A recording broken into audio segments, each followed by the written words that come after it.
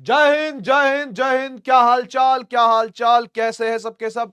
क्या मेरी आवाज आप सभी को सुनाई पड़ रही है? भारत माता की जय लिख दीजिए फटाफट से कमेंट सेक्शन में। भारत माता की जय जल्दी से लिख दीजिए भाई। एक कोई गवर्नमेंट ऑफ इंडिया से भी आया हुआ यहाँ पे। भाई सरकार तो बनी नहीं अभी तक है। तुम ऐसी नाम रख के आ गए हैं? तुम ही बन जाओगे गवर्नमेंट ऑफ इंडिया क्या? आए एकदम बढ़िया, एकदम ठीक। चलिए आज आज हम लोग न्यूटन्स लॉज ऑफ मोशन यानी एनएलएम, जो चैप्टर का नाम है एनएलएम, ठीक है ना, इसको पढ़ने जा रहे हैं। सारे बेसिक्स को कवर करेंगे, ठीक है ना, और प्रयास करेंगे कि कुछ सवालों को भी हम कर पाए, ठीक है। सरकार तो भी बनने में टाइम है बेटा, एक आध 2 दिन और लगेंगे सरकार बनने में। तुम पहले ही लिख के आ गए हो गवर्नमेंट ऑफ इंडिया, ऐसे कैसे लिख के आ गए हो भैया? तो भैया शुरू करा जाए आज का कार्यक्रम। आज का कार्यक्रम शुरू करा जाए। कैसा क्या जोश है? जोश बता दीजिए एक बार। लो वॉइस बोल रहे बच्चे भाई, थोड़ा सा हाई कर दो, थोड़ा सा हाई कर दे आवाज, क्योंकि मैं तो यहां से चिल्ला ही रहा हूं। मैं तो नहीं चुप हुआ, मैं तो नहीं चुप हुआ। हल्की सी उठा दीजिए यहां से आवाज, माइक। क्या बात है, क्या बात। हाँ नीतीश चाचा मिलके सरकार बना लेंगे।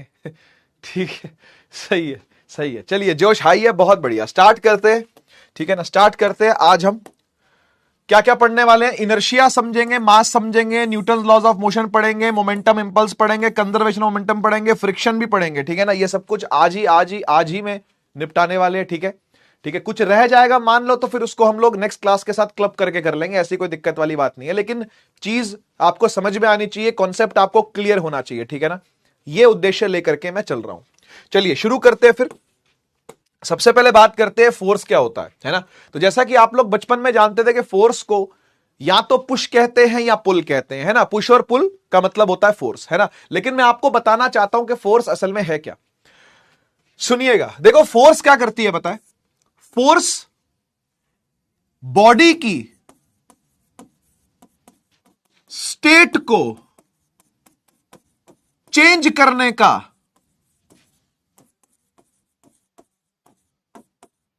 की टेंडेंसी होती है, ठीक है। अब मैं मतलब समझाता हूं इसका क्या है। बॉडी की स्टेट का मतलब क्या है? कौन सी स्टेट की बात हो रही है? ये कौन सी स्टेट की बात हो रही है? सॉलिड लिक्विड गैस की बात हो रही है क्या? क्या ये सॉलिड लिक्विड गैस वाले स्टेट की बात हो रही है क्या? नहीं। तो फिर क्या ये हरियाणा पंजाब उत्तर प्रदेश की बात हो रही है क्या? नहीं। फिजिक्स के अंदर 2 ही स्टेट होती है भाई। फिजिक्स के अंदर 2 ही स्टेट होती है, एक होता है रेस्ट और एक होता है मोशन, है कि नहीं? एक होता है रेस्ट और एक होता है मोशन, है ना भाई। तो जब भी कोई बॉडी अपनी स्टेट को बदलती है, यानी रेस्ट से मोशन में जाती है या मोशन से रेस्ट में आती है, ठीक है ना। रेस्ट से मोशन में जाती है या मोशन से रेस्ट में आती है, यह करने के पीछे फोर्स का हाथ होता है। यह करने के पीछे किसका हाथ होता है? फोर्स का हाथ होता है। समझ गए ना। यानी फोर्स क्या कर सकती है? फोर्स रेस्ट से चीजों को मोशन में और मोशन वाली चीज को किस में ला सकती है? रेस्ट में। एक रुकती चीज को चलाने का काम फोर्स का, एक चलती चीज को रोकने का काम फोर्स का। समझ गए? क्लियर हुआ? फोर्स क्या है समझ में आया? फोर्स क्या है समझ में आया? बॉडी की स्टेट को चेंज करने की टेंडेंसी होती है, उसी का नाम फोर्स है। क्लियर? क्लियर? भारत माता की जय। बढ़िया बढ़िया, आगे चलते हैं। चलिए चलिए। Force is that external agent, कोई बाहर से लगाने वाला होता है। एक्सटर्नल एजेंट का मतलब होता है बाहर से लगाने वाला, कोई बाहरी व्यक्ति है ना, कोई बाहरी चीज है, कोई बाहरी एजेंट है जो क्या कर रहा है? वो चेंज कर रहा है या फिर चेंज करने की टेंडेंसी रखता है। किसको? किसको? स्टेट ऑफ रेस्ट, है ना, या फिर यूनिफॉर्म मोशन को किसी बॉडी में, अगर वो स्ट्रेट लाइन में चल रही है तो। समझ गए ना। तो एक बाहर से आने वाली कोई चीज है, फोर्स क्या है? एक बाहर से आने वाली कोई चीज है जो रुकती चीज को चला देगी और चलती चीज को रोक देगी, रोकने की टेंडेंसी रखती है, ठीक है। रोकने की टेंडेंसी का मतलब है रोकने की हैबिट है, रोकने की आदत है उसको। समझ गए ना। रोकने का दम रखती है। वो रोक पाएगी या नहीं रोक पाएगी वो बात की बात है, वो चला पाएगी या नहीं चला पाएगी वो बात की बात है। जैसे फॉर एग्जांपल आपने दीवार पर फोर्स लगाई, तो क्या आप दीवार को हिला ही दोगे क्या? नहीं ना। लेकिन आपकी फोर्स दीवार को हिलाने का दम तो रखती है, हिला नहीं पाती है, वो बात अलग है, क्योंकि कम है, क्योंकि कम है ना। अच्छा, अगर दीवार पर बुलडोजर लाके मारा जाए तो फिर तो टूट जाएगी। अरे हाँ या ना? फिर तो टूट जाएगी ना, क्योंकि फोर्स ही है वो जो दीवार को हिलाने का दम रखती है। तुम्हारी वाली थोड़ी कम थी, बुलडोजर वाली क्या होगी? ज्यादा होगी। क्या समझ में आए? तो कोशिश करती है। टेंडेंसी का मतलब होता है हैबिट रखना, कोशिश करना। हिला ही देगी ऐसा जरूरी नहीं है। क्या तुम ट्रेन रोक दोगे क्या? एक ट्रेन भगती आ रही है तुम्हारी तरफ, रोक दोगे क्या? नहीं। लेकिन पहाड़ खड़ा हो तो, अगर एक पहाड़ खड़ा हो तो फिर रोक देगा, उसमें घुस जाएगी जाके ट्रेन, है ना, तो वो तो अपना स्टॉप हो जाएगी ट्रेन। सही बात है कि नहीं? तो ये बात है, ठीक है। ऐसा यूनिट जो होती है फोर्स की, वो न्यूटन होती है, और सीजीएस सिस्टम के अंदर वो होती है डाइन, ठीक है। और ये भी आप लोगों ने ध्यान रखना है कि 1 न्यूटन 10⁵ डाइन के बराबर है। इस पर सवाल पूछा हुआ एनडीए ने, ये एनडीए का एक पीवाईक्यू है भाई, इसलिए आपको याद रखना है, ठीक है। 1 न्यूटन 10⁵ डाइन के बराबर है, ठीक है। डाइन 10⁵ डाइन के बराबर है, 1 लाख डाइन हो गया, ठीक है ना, 1 लाख डाइन हो गया। अच्छा, 2 प्रकार की फोर्स होती है, एक कांटेक्ट फोर्स और एक नॉन कांटेक्ट फोर्स, ठीक है। कांटेक्ट फोर्स वो फोर्स है जो टच होने पर ही लगेगी, दूर दूर से नहीं लग सकती। सर ये दूर दूर से लगने वाली कौन सी फोर्स होती है? भाई 2 मैग्नेट के बीच में कभी रिपल्शन देखी है?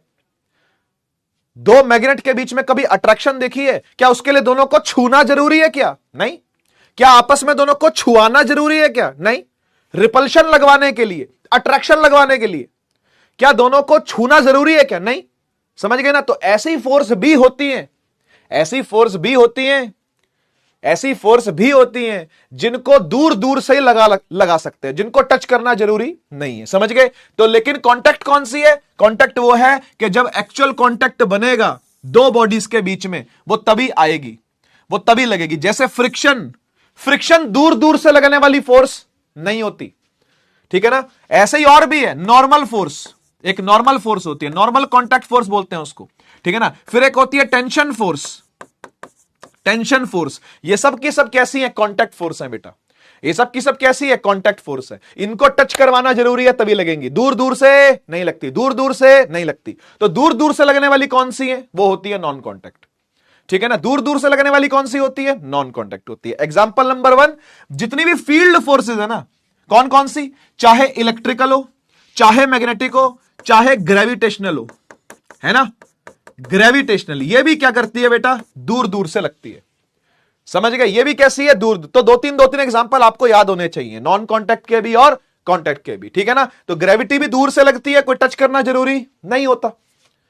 इलेक्ट्रिकल फोर्स चार्जेस के बीच में होती है, टच करना जरूरी नहीं है, रिपल्शन अट्रैक्शन दूर से होती है। ऐसे ही मैग्नेटिक फोर्स का भी सेम हिसाब किताब है, ठीक है ना। आगे बढ़ते हैं, बात करते हैं भाई ये बैलेंस्ड फोर्स क्या होती है और ये अनबैलेंस्ड फोर्स क्या होती है, ठीक है। सुनिएगा ध्यान से, ये बैलेंस्ड फोर्स क्या होता है और ये अनबैलेंस्ड फोर्स क्या होता है, ठीक है। एक बार सुनते हैं, एक बार सुनते और समझते हैं, ठीक है, ठीक है।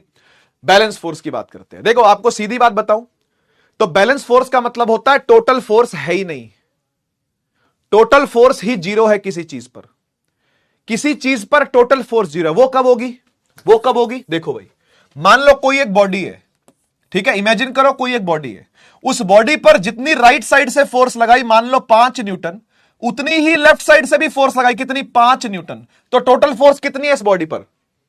इस बॉडी पर टोटल फोर्स कितनी है? देखो भाई, वेक्टर आप लोग जानते हो, ये वाला 5 इस 5 को मार देगा। जब ये दोनों आपस में कट जाएंगे तो नेट फोर्स 0 होगी। समझ पा रहे हो? समझ पा रहे हो? नेट फोर्स क्या होगी बेटा? 0 होगी। बैलेंस फोर्स का मतलब यही है कि फोर्स 0 है। समझ जाओ बेटा इस बात को। यह बैलेंस फोर्स की कोई टाइप नहीं है। बच्चे गलत समझते हैं, बच्चे समझते हैं कि फोर्स 2 प्रकार की होती है, बैलेंस अनबैलेंस। नहीं, यह कंडीशन है, यह कंडीशंस है। बैलेंस फोर्स एक कंडीशन का नाम है, किसी फोर्स का नाम नहीं है। अनबैलेंस फोर्स एक कंडीशन का नाम है, किसी फोर्स का नाम नहीं है। समझ गए ना? तो बैलेंस फोर्स का मतलब होता है फोर्स ही 0 है, टोटल फोर्स ही बॉडी पर क्या है? 0। एफ नेट बोलते हैं इसको, एफ नेट 0 है। समझ गए? और आपको एक बात ध्यान होगी, आपको एक बात ध्यान होगी कि फोर्स ही है जिसने एक्सेलरेशन को जन्म दिया है। फोर्स है मम्मी किसकी? एक्सेलरेशन की। कई बार मैंने ये वर्ड यूज किया, मम्मी। है ना। फोर्स आएगी तो एक्सेलरेशन भी आएगी। अब मुझे एक बात बताओ, अगर फोर्स जीरो है तो फिर एक्सेलरेशन क्या होगी बताओ। अगर फोर्स जीरो है तो फिर एक्सेलरेशन क्या होगी भाई बताओ, बताओ। अगर फोर्स जीरो है तो फिर एक्सेलरेशन भी क्या होगी भाई बताओ, वो भी जीरो होगी। सही बात है। देखो क्या लिखा हुआ है, net acceleration is also zero. बेटा फोर्स जीरो होगी तो नेट एक्सेलरेशन भी क्या होगी, जीरो होगी। ठीक है ना, नेट एक्सेलरेशन भी क्या होगी, जीरो होगी। ठीक ठीक। अच्छा, 2 पॉइंट पढ़ लिए, अब इसके 2 पॉइंट पढ़ते हैं, इसके 2 पॉइंट पढ़ते हैं। ठीक है ना। मान लो एक बॉडी है, सुनिएगा ध्यान से बेटा, एक बॉडी है, उसमें मैंने इस तरफ से लगाई 10 न्यूटन की फोर्स और इस तरफ से लगाई 2 न्यूटन की फोर्स। भाई नेट फोर्स कितनी है इस पर नेट फोर्स कितनी है बताइए। क्या जीरो है या नॉन जीरो है बताइए। तो आपका सीधा सा जवाब है, यहां से 10 लग रही है, यहां से 2 लग रही है, 10 2 को काट देगा, बची कितनी, बची 8 न्यूटन, है ना। नेट फोर्स कितनी बची, 8 न्यूटन बची, है ना। यानी एफ नेट जो है वो नॉन जीरो है, हा या ना। जो एफ नेट है वो क्या है, नॉन जीरो है, यानी फोर्स है। नॉन जीरो का मतलब क्या होता है, होना, और जीरो का मतलब क्या होता है, ना होना। तो बैलेंस फोर्स है कि फोर्स नहीं है, अनबैलेंस फोर्स है कि फोर्स है। समझ गए, दोबारा सुनो, दोबारा सुनो। बैलेंस फोर्स का मतलब है फोर्स जीरो यानी फोर्स नहीं है, अनबैलेंस फोर्स का मतलब कि फोर्स नॉन जीरो यानी फोर्स है। समझ गए ना। अच्छा, फोर्स है तो एक्सेलरेशन भी, अरे बोलो, अगर फोर्स है तो एक्सेलरेशन भी क्या होगी, वो भी नॉन जीरो होगी। चेक कर लो, net acceleration is also non zero, यानी ए नेट भी क्या होगा बेटा, नॉन जीरो होगा। समझ गए, समझ गए, ए नेट भी क्या होगा, नॉन जीरो होगा। सही है, एक्सेलरेशन भी है, फोर्स भी है, फोर्स भी नहीं है तो एक्सेलरेशन भी नहीं है। अच्छा एक बात बताओ, एक्सेलरेशन होती है तो क्या उखाड़ लेते हैं हम। अगर एक्सेलरेशन होती है तो फिर क्या हो जाता है, उससे उससे क्या हो जाता है, याद करो, कॉन्सेप्ट याद करो। अगर एक्सेलरेशन होती है तो वेलोसिटी में चेंज होता है, हां या ना। वेलोसिटी में क्या होता है, चेंज होता है। यहां पर एक्सेलरेशन है ना तो यहां पर वेलोसिटी में चेंज होता है, यहां पर एक्सेलरेशन नहीं है तो वेलोसिटी में चेंज नहीं होगा। समझो बात को, नेट एक्सेलरेशन के जीरो होने का मतलब है कि वेलोसिटी में चेंज नहीं होगा, यानी वेलोसिटी क्या रहने वाली है बेटा, कांस्टेंट रहने वाली है। और यहां पर वेलोसिटी क्या रहने वाली है, यहां पर वेलोसिटी चेंज होने वाली है। क्या इतना समझ में आता है, क्या इतना समझ में आता है, क्या इतना समझ में आता है। बैलेंस फोर्स में वेलोसिटी कांस्टेंट रहने वाली है और अनबैलेंस फोर्स में वेलोसिटी चेंज होने वाली है। तो एक बात बताओ, वेलोसिटी कांस्टेंट रहने वाली है यानी वेलोसिटी में कोई चेंज नहीं होने वाला। तो इसके 2 मतलब होते हैं, इसके 2 मतलब होते हैं। या तो बॉडी पहले से रेस्ट में थी और आगे भी रेस्ट में ही रहने वाली है, या फिर बॉडी पहले से मोशन में थी और बाद में भी यूनिफॉर्म मोशन में ही रहने वाली है। क्या यह बात समझ में आती है। यानी चीज अगर पहले से रेस्ट में है तो रेस्ट में ही रहेगी, यानी रेस्ट को भी कौन बनाए रखता है, बैलेंस फोर्स बनाए रखती है। और यूनिफॉर्म मोशन को भी कौन बनाए रखता है बेटा, यूनिफॉर्म मोशन को भी कौन मेंटेन करे रखता है बेटा, उसको भी बैलेंस फोर्स ही मेंटेन करे रखती है। लेकिन यहां पर आ जाओ जरा, यहां पर आ जाओ जरा, अनबैलेंस फोर्स है यानी वेलोसिटी चेंज हो रही है, और वेलोसिटी चेंज हो रही है अगर, तो फिर क्या होगा, यहां पर एक्सेलरेशन होगा। सोचो सोचो, वेलोसिटी का चेंज होना मतलब क्या होना बेटा, क्या होना बेटा, नॉन यूनिफॉर्म मोशन होना, है ना। तो यहां पर कैसा मोशन होता है बेटा, नॉन यूनिफॉर्म मोशन होता है। क्या समझ में आई वाली बात, क्या समझ में आई वाली बात। समराइज कर रहा हूं, पूरी कहानी को समराइज कर रहा हूं। देखो भाई, 2 तरह की कंडीशन है, बैलेंस फोर्स की कंडीशन, अनबैलेंस फोर्स की कंडीशन। बैलेंस फोर्स का मतलब फोर्स ही नहीं है, टोटल फोर्स ही कट के क्या आ गई, जीरो, तो एक्सेलरेशन भी क्या आ गई, जीरो। तो वेलोसिटी कांस्टेंट बनी रहेगी। अब वेलोसिटी कांस्टेंट के 2 मतलब होते हैं, या तो चीज पहले से रुकी हुई है तो बाद में भी रुकी रहेगी, यहां पर चीज पहले से चल रही है तो बाद में भी उसी स्पीड से चलती रहेगी।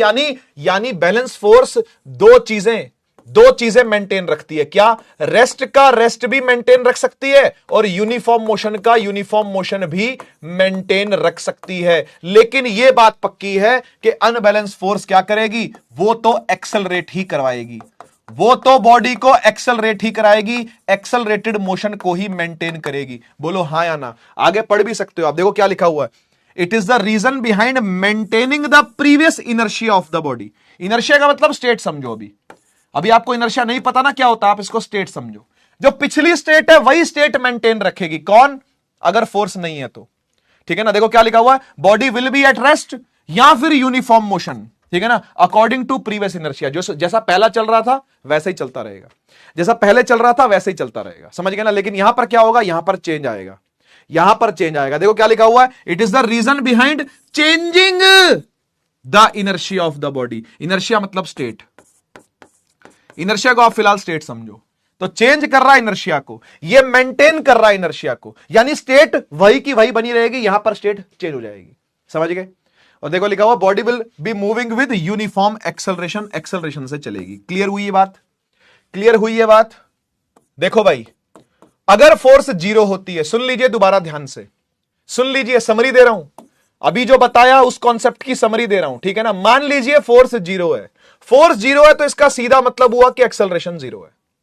और एक्सेलरेशन का फॉर्मूला होता है, देखो जरा ध्यान से, v minus u by t, और ये जीरो के बराबर है। हाँ या ना भाई, एक्सेलरेशन यही होता है ना, v minus u by t, और ये जीरो के बराबर है। टाइम चला गया, जीरो से मल्टीप्लाई होकर खत्म हो गया, यहां आ गया v minus u is equal to zero. बोलो हां, बोलो हां। भाई मैथ समझा रहा हूं, मैथमेटिक्स सही है। टाइम गया, जीरो से मल्टीप्लाई होकर खत्म, v माइनस यू बराबर जीरो, u चला गया यहां पर, तो u और v दोनों क्या हो गए, बराबर हो गए। क्या मतलब है इस बात का? u मतलब होता है इनिशियल वेलोसिटी, v मतलब होता है फाइनल वेलोसिटी, और दोनों इक्वल है, दोनों ही इक्वल है। इसका मतलब क्या हुआ, इसके दो मतलब हुए भाई, इसके दो मतलब हुए। क्या? या तो u जीरो था या फिर u जीरो नहीं था। अगर u जीरो था तो v भी जीरो रहेगा, और अगर u जीरो नहीं था तो फिर v भी जीरो नहीं रहेगा। यानी अगर पहले से रेस्ट था तो रेस्ट का रेस्ट ही रहेगा, और अगर पहले से यूनिफॉर्म मोशन था तो आगे भी यूनिफॉर्म मोशन ही रहेगा। अगर मेरी ये बात आपको क्लियर है तो एक बार भारत माता की जय का नारा लगा दीजिए, क्योंकि ये कॉन्सेप्ट बहुत जरूरी है, ये कॉन्सेप्ट बहुत जरूरी है आपके लिए समझना। ठीक है ना। और इस F बराबर जीरो को ही हम लोग कहते हैं बैलेंस्ड की कंडीशन। ये बैलेंस्ड फोर्स की कंडीशन है बेटा। ठीक है ना, ये बैलेंस फोर्स की कंडीशन है, ये बैलेंस फोर्स की कंडीशन है। ठीक ठीक। तो अगर चीज पहले से रुकी तो बाद में भी रुकी रहेगी, और पहले से चल रही हो तो बाद में भी चलती रहेगी। ये बैलेंस कंडीशन पॉसिबल करती है इस बात को। ठीक है ना, यानी फोर्स ना हो तो ऐसा ही चलता रहेगा। लेकिन अगर फोर्स आ गई तो क्या होगा, अगर फोर्स आ गई तो क्या होगा? मान लो फोर्स जीरो से बड़ी है, यानी आई हुई है, फोर्स की कुछ ना कुछ वैल्यू है, फोर्स की कुछ ना कुछ वैल्यू है तो भाई एक्सेलरेशन की भी कुछ ना कुछ वैल्यू होगी। अगर एक्सेलरेशन की कुछ वैल्यू है तो भाई v minus u by t भी कुछ ना कुछ वैल्यू रखेंगे, जीरो से बड़ी, कुछ भी हो सकता है। टाइम गया खत्म तो v minus you greater than zero, you यहां चला गया तो v is greater than you. अब मुझे बताओ, मुझे बताओ इस केस में v u से बड़ा है कि नहीं? बोलो भाई, u छोटा रह गया और v बड़ा हो गया। इसका मतलब क्या हुआ कि बॉडी स्पीड अप कर रही है, बॉडी स्पीड अप कर रही है ना भाई? समझ रहे हो बात को? यानी फोर्स जब होती है तो चीजों की स्पीड बढ़ती है या चीजों की स्पीड घट सकती है। बेसिकली चीजें एक्सेलरेट करती है, बेसिकली चीजें क्या करती है, एक्सेलरेट करते हैं। तो ये कैसी कंडीशन हो गई, ये एक अनबैलेंस वाली कंडीशन हो गई, अनबैलेंस की कंडीशन है ये। ठीक है, क्लियर है बात? चलो आते हैं न्यूटन के पहले लॉ पर। न्यूटन साहब का पहला लॉ क्या कहता है पता है? वो यही कहता है जो अभी अभी मैंने बताया आपको, इसलिए 1 सेकंड के अंदर समझा दूंगा। मुझे आप 1 सेकंड का समय दो, मैं आपको समझा दूंगा। न्यूटन का फर्स्ट लॉ पता है क्या कहता है? न्यूटन का फर्स्ट लॉ कहता ही यही है कि फोर्स जब नहीं होगी तो क्या होगा। आप बताओ चलो, आप बताओ चलो, अगर फोर्स नहीं होगी तो क्या होगा?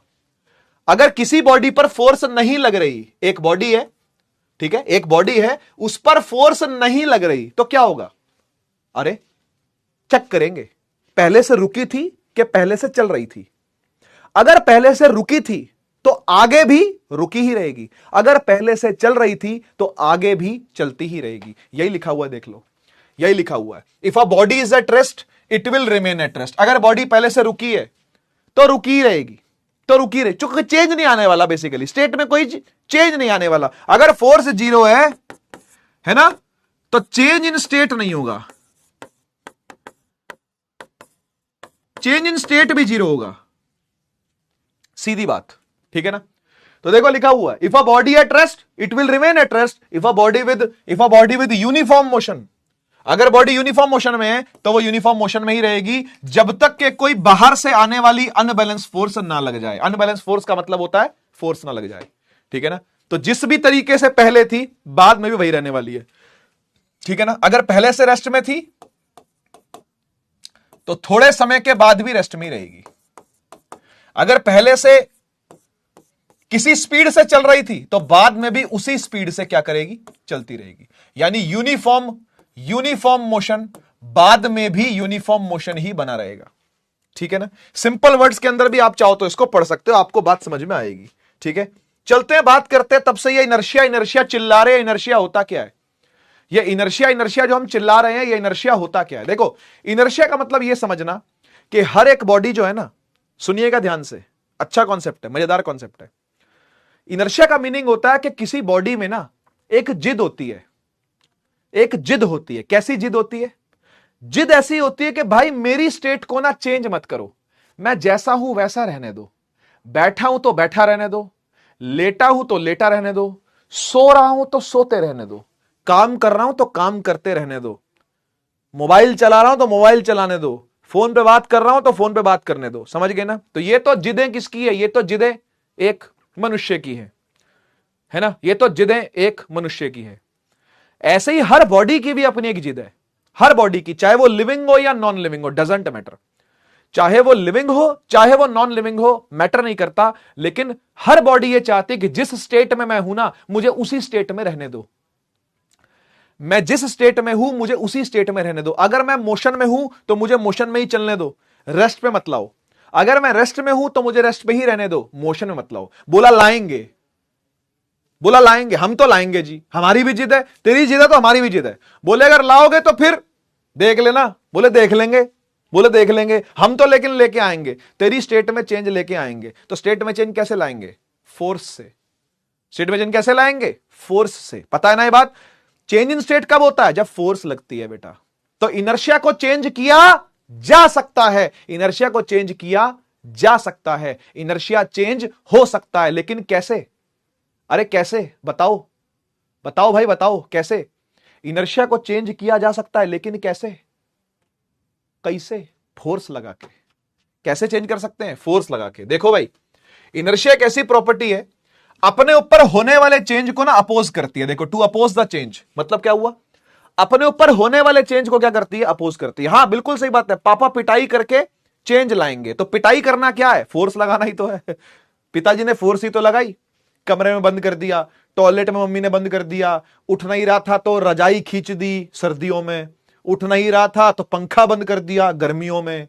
ये क्या? ये एफर्ट लगाना ही तो है, इसी को तो कहते हैं एफर्ट लगाना। तो ऐसे ऐसे एफर्ट लगाया जाएगा आपके ऊपर, बड़ा एफर्ट छोटा एफर्ट। वो एफर्ट आप खुद पर भी लगा सकते हो, वो एफर्ट आप खुद पर भी लगा सकते हो, अलार्म सेट करके, एक टाइम टेबल फॉलो करके, वगैरह वगैरह, डिसिप्लिन लाके अपने जीवन में, ठीक है ना। ठीक है, तो इसीलिए अपने ऊपर होने वाले चेंज को अपोज करना, यह हर एक बॉडी की टेंडेंसी होती है, प्रॉपर्टी होती है, ठीक है ना। लेकिन चेंज लाया जा सकता है कैसे? फोर्स लगा के। चेंज लाया जा सकता है कैसे? फोर्स लगा के। कितने टाइप का इनर्शिया होता है? कितने टाइप की जिद होती है? तो जिद होती है रेस्ट में रहने की, जिद होती है मोशन में ही रहने की, जिद होती है जिस दिशा में चल रही हूं उसी दिशा में चलने दो, एक ही डायरेक्शन पकड़ ली उसी डायरेक्शन में चलने की भी एक जिद होती है। आइए इसको थोड़ा सा क्लियर करते हैं। अच्छा एक बात और, जितना ज्यादा मास होता है उतना ही ज्यादा इनर्शिया होता है। इनर्शिया एक ऐसी चीज है, इनर्शिया एक ऐसी चीज है, ये एक ऐसा आलस है, ठीक है ना, जो मोटापे के साथ आता है। मोटा किसके साथ आता है भाई? मोटापे के साथ आता है। अगर मास ज्यादा होगा बॉडी का तो इनर्शिया भी कैसा होगा? ज्यादा होगा। एग्जांपल देता हूं, आपके कमरे में एक कुर्सी पड़ी है, एक कुर्सी पड़ी है, एक टेबल पड़ी है और एक पलंग पड़ा है। आप में से क्या लगता है कौन आसानी से हिल जाएगा? अगर आप हिलाना चाहें कुर्सी को, टेबल को या पलंग को, इनमें से कौन आसानी से आप हिला लोगे? इनमें से आप किसको आसानी से हिला लोगे? कुर्सी को। सीधी सी बात है, चेयर को, है ना। ऐसा क्यों? ऐसा क्यों? क्योंकि चेयर का मास सबसे कम होगा, टेबल का उससे हो सकता है थोड़ा और ज्यादा हो, और पलंग का क्या होगा और ज्यादा, बेड का क्या होगा और ज्यादा होगा। क्या बात समझ में आ रही है ना? तो इनर्शिया कब ज्यादा होता है? जब मास ज्यादा होता है। क्लियर बात? ठीक है, तो मास पे डिपेंड करता है कि इनर्शिया क्या होगा बॉडी का। ठीक है, आइए कुछ एग्जांपल देख लेते हैं, एक दो, बाकी आप खुद पढ़ना। ठीक है ना? पहले रेस्ट वाला एक एग्जांपल लेते हैं। ठीक है, देखो ऐसा है कि जो पत्तियां होती हैं, फल होते हैं और फूल होते हैं पेड़ों पर जो लगे होते हैं, है ना, आप जा करके पेड़ के तने को हिलाते हो, है ना, तो पत्तियां, फल और फूल गिरने लगते हैं। क्यों गिरने लगते हैं? क्या रीजन है उनके गिरने का? तो इसका रीजन सुनो, क्या इसका रीजन है? इनर्शिया। क्या इनर्शिया सर? समझ नहीं आया तो सुनो। देखो, आपने जो फोर्स लगाई वो तने पर लगाई कि फूल पर, फल पर, पत्ती पर लगाई? किस पर लगाई आपने फोर्स? आपने फोर्स जाके तो तने पर लगाई ना। तो जिस पर फोर्स लगाई है उसका तो इनर्शिया हिल गया। आपने फोर्स किस पर लगाई? तने पर ना, ट्रंक पर लगाई ना, ट्री के, तो ट्री का ट्रंक तो हिल गया, तना तो हिल गया, लेकिन पत्ते, फूल और फल बोलते हैं भाई हम तो रेस्ट में थे, हम तो रेस्ट में ही रहेंगे, हम तो ना कर रहे चेंज अपनी स्टेट को। समझ गए ना? हम तो चेंज नहीं कर रहे। तो भाई पेड़ तो पूरा हिल रहा है, वो तो झूल रहा है, लेकिन उसके साथ साथ पेड़, उसके साथ साथ जो पत्ते हैं पेड़ के, फल है, फूल हैं, वो नहीं लहरेंगे यहां वहां, है ना, वो टूट के गिर जाएंगे, क्योंकि उनको रेस्ट पे ही रहना है। ये उनकी जिद है, ये उनका इनर्शिया है। समझ गए? इसे कहते हैं इनर्शिया। एक एग्जांपल और देता हूं। मान लो आप ट्रेन में बैठे हो, ठीक है ना, और अचानक से ट्रेन अपनी स्पीड को तेज करती है, या अचानक से स्पीड पकड़ती है ट्रेन। रुकी ट्रेन थी, अचानक से झटका मार के चली, तो हम सब पीछे को गिरते हैं। ऐसा होता है कि नहीं होता? हम सब कहां गिरते हैं? पीछे को गिरते हैं। क्यों? क्यों गिरते हैं पीछे को? रीजन सुनो क्या है। रीजन ये है कि आपकी जो बॉडी है उसको दो भागों में डिवाइड कर दो, अपर बॉडी, लोअर बॉडी। जो आपकी लोअर बॉडी है उसमें पैर हैं जो जमीन से लगे हुए हैं, जो जमीन से लगे हुए हैं, और अपर बॉडी तो जमीन से नहीं लगी हुई ना। आपने पैर रखा हुआ फ्लोर पर, गाड़ी के फ्लोर पर, बस के फ्लोर पर, ट्रेन के फ्लोर पर, आपने पैर नीचे जमा रखे हैं। तो हुआ क्या कि आपके पैर पर फोर्स लगी, आपके पैरों पर फोर्स लगी और पैर चले गए आगे, लेकिन अपर बॉडी कह रही है मैं तो रेस्ट में रहूंगी, क्योंकि मेरा तो इनर्शिया था रेस्ट में रहने का, मेरी तो जिद थी रेस्ट में रहने की, इसलिए वो रेस्ट में रह जाती है और पांव आगे निकल जाते हैं। तो हम कहां को गिरते हैं? पीछे गिरते हैं। भाई समझो ना, अगर ये एक बॉडी है, इसका नीचे वाला हिस्सा आगे कर दूं तो ऊपर वाला हिस्सा अपने आप पीछे होगा कि नहीं होगा? वही हुआ है, वही हुआ है। अपर बॉडी नहीं चाहती चलना, अपर बॉडी की जिद है मैं, मेरे पर तो फोर्स लगा ही नहीं, तो मैं इनर्शिया क्यों चेंज करूं? समझ रहे हो ना भाई? दो भाई हैं, दो भाई हैं, एक के बोर्ड के पेपर हैं और दूसरा की छुट्टियां, मौज कर रहा है वो। एक के बोर्ड की क्लास है, दूसरा छोटा है, मौज कर रहा है, ठीक है ना। अब बताओ दोनों में से किस पर ज्यादा एफर्ट लगेगा? किस पर ज्यादा एफर्ट लगाएगी मम्मी आकर के? मम्मी आके किस पर ज्यादा एफर्ट लगाएगी? उस पर जिसका बोर्ड का पेपर है ना। लेकिन पंखा बंद कर गई मान लो मम्मी, तो पंखा बंद करके दोनों भाई उठ गए। वो छोटा वाला बोलेगा यार मुझ पर, मेरा क्यों इनर्शिया चेंज कर रहे हो यार, मेरे को क्यों पंखा बंद कर रहे हो, मेरे को तो चलने दो पंखा, इसको उठाओ, इसको और तरीके से उठाओ, है ना, लड़ाई मचेगी। छोटे वाला बोलेगा, समझ गए ना, छोटे वाला बोलेगा मेरे लिए क्यों पंखा बंद कर दिया, बड़े को ले जाओ उठा के। समझ गए नहीं समझ गए? तो ये वाली बात है, ऐसा ही हो रहा है, ऐसा ही हो रहा है। जो अपर बॉडी है वो नहीं चाहती चेंज करना, लोअर बॉडी तो चली गई आगे, बड़ा भाई तो उठ ही गया क्योंकि उसका तो बोर्ड भी है ना। छोटा वाला बोल रहा भाई, वो चिल्ला रहा, छोटा वाला कह रहा मुझे क्यों उठा रहे हो भाई, पंखा चलाओ दोबारा, मैं सोऊंगा। तो ये हो रहा है, समझे बात को? ये खेल है। तो ऐसे ही आप इनर्शिया ऑफ मोशन को भी इमेजिन कर सकते हो। मैं इनर्शिया ऑफ मोशन का भी एग्जांपल देता हूं आपको, ठीक है ना। भाई ऐसा है कि मान लो आप लोगों ने साइकिल चलानी है, ठीक है ना, तो आपने साइकिल के पेडल मारे मारे मारे मारे मारे मारे मारे और छोड़ दिए, मार के पेडल मार के छोड़ दिए, तो तुमने फोर्स लगानी बंद कर दी ना। अरे बोलो, अरे बोलो, तुमने फोर्स लगानी बंद कर दी ना, फोर्स लगानी बंद हो चुकी है, लेकिन तब भी साइकिल चलती रहती है। भाई जब तक फोर्स लग रही है तब तक चले, ये बाद में क्यों चले जा रही है? ये बाद में क्यों चक्का घूमे जा रहा है, बाद में क्यों पहिया घूमे जा रहा है? आपने फोर्स मार के छोड़ दिया तो साइकिल रुक जानी चाहिए, फिर भी आगे चलती रहती है। कारण है इनर्शिया। आप पहले से उसको मोशन में बना चुके हो, आप पहले से रेस्ट में एफर्ट मार मार के उसको मोशन में ला चुके हो। अब वो मोशन में रहना चाहती है, अब वो मोशन में रहना चाहती है, इसलिए वो चल रही है। पंखे की बात करते हैं, ठीक है, पंखे की बात करते हैं। एक बात बताओ, पंखा बंद है अभी, पंखा बंद है अभी, ठीक है ना।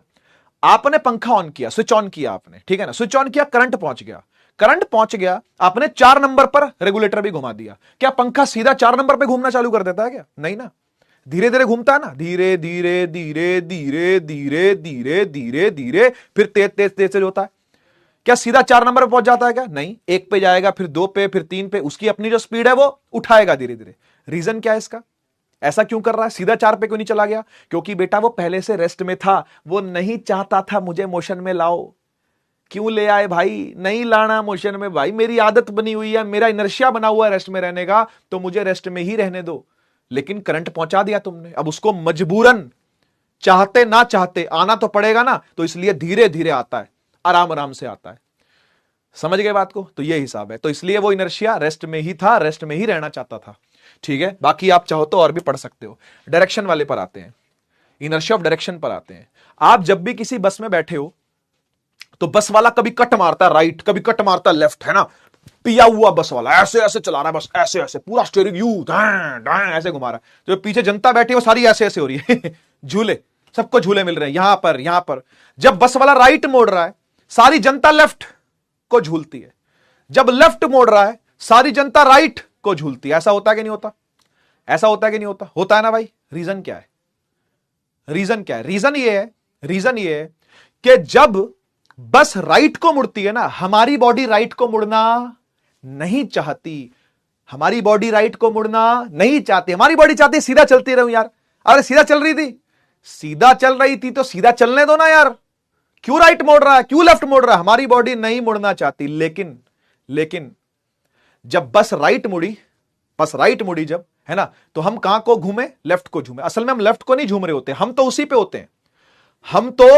हम लेफ्ट को नहीं झूम रहे होते, हम तो सीधा ही चल रहे होते हैं। लेकिन बस इधर से आ जाती है हमारी तरफ, समझ गए ना? बस आगे यहां लगते धाड़ सर लगता है, तो ये हो रहा है, समझ गए ना? तो इसलिए जो राइट लेफ्ट हम जो झूलते हैं ना, उसका कारण जो है वो ये नहीं है कि हम झूल रहे हैं। हो क्या रहा है कि बस राइट को जा रही है, यानी हमारे पैर राइट को जा रहे हैं, लेकिन अपर बॉडी नहीं चाहती, तो अपर बॉडी बेचारी ऐसे हो जाती है। फिर लेफ्ट को जा रहे हैं तो पैर लेफ्ट को जा रहे हैं, लेकिन अपर बॉडी ऐसी वहीं की वहीं रहना चाहती है, तो राइट को जाती है। इस तरीके से राइट लेफ्ट होता रहता है। तो ये भी क्या है? ये इनर्शिया ऑफ डायरेक्शन है। ठीक है ना? इनर्शिया ऑफ डायरेक्शन है। तो आई होप आप डायरेक्शन वाले इनर्शिया को भी, रेस्ट वाले इनर्शिया को भी और मोशन वाले इनर्शिया को भी पढ़ लेना। और 3-4 एग्जांपल और भी लिखे हुए हैं, जो मैंने 1-2 दे दिए वो तो काफी है समझने के लिए, लेकिन और भी आप पढ़ना इस एग्जांपल को। ठीक है, चलते हैं आगे चलते हैं, बात करते हैं मोमेंटम की। ठीक है ना? लीनियर मोमेंटम पढ़ रहे हैं हम। क्या पढ़ रहे हैं? Linear momentum. जब रोटेशन आएगा ना तो हम एंगुलर मोमेंटम भी पढ़ेंगे। ठीक है ना? फिलहाल नहीं आ रहा, अभी लीनियर मोमेंटम की बात करते हैं। ठीक है, चलो मोमेंटम समझते हैं क्या होता है। देखो ऐसा है, मोमेंटम को ना फील करना पड़ता है। मोमेंटम खाली फॉर्मूले से समझ में नहीं आता। अगर मैं आपको सीधा फॉर्मूला दे दूं, लो मोमेंटम को पी से डिनोट करते हैं, ये देखो लिखा हुआ है, it is denoted by p. इसको पी से डिनोट करते हैं, है ना? और फॉर्मूला होता है mass into velocity, m into v. तो बस कोई फील आई? मास और वेलोसिटी का मल्टीप्लिकेशन होता है। मास और वेलोसिटी का मल्टीप्लिकेशन होता है मोमेंटम। तो क्या फील आई? कुछ नहीं फील आई, है ना? आओ फील करते हैं। देखो मुझे एक बात बताओ, ये मास का लेना देना क्या है यहां पर? इस चीज को फील करने के लिए मैं आपको एग्जांपल देता हूं। मान लो मैंने आपको 2 चॉइस दी है। सर कौन कौन सी 2 चॉइस दी है और किस चीज की चॉइस दी है वो भी सुन लो। मैंने आपको 2 चॉइस दी है और दोनों में से एक तो चुननी पड़ेगी। ठीक है ना? पहली चॉइस है साइकिल के नीचे आना और दूसरी चॉइस है ट्रेन के नीचे आना। किसके नीचे आना पसंद करोगे? इसके अलावा कोई तीसरी चॉइस ही नहीं है। No third choice. 2 में से एक चुनो, या तो कम चोट खाओ या ज्यादा चोट खाओ। क्या चुनते हो?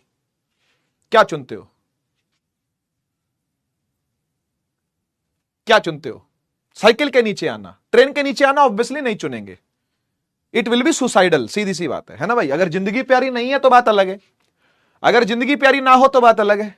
ठीक है ना? लेकिन अगर जिंदगी थोड़ी बहुत भी प्यारी है तो आप साइकिल ही चुनोगे। सही बात है ना? आपने साइकिल क्यों चुना? आपने साइकिल चुना क्योंकि उसका मास क्या है? कम है ना? बेशक से वेलोसिटी ज्यादा भी हो, बेशक से उसकी स्पीड ज्यादा भी हो, लेकिन मास उसका काफी कम है एज कंपेयर टू ट्रेन। तो मोमेंटम क्या रहेगा? कम रहेगा। आपको चोट क्या लगेगी? कम लगेगी। तो मोमेंटम का ज्यादा होना मतलब चोट ज्यादा लगना, और मोमेंटम का कम होना यानी चोट कम लगना। ठीक है? अच्छा, एक दिन मुझे आया गुस्सा, एक दिन मुझे आया बहुत ज्यादा गुस्सा, ठीक है ना, मैंने एक शौर्य वाले बच्चे को उठाया और ट्रेन के आगे फेंक दिया।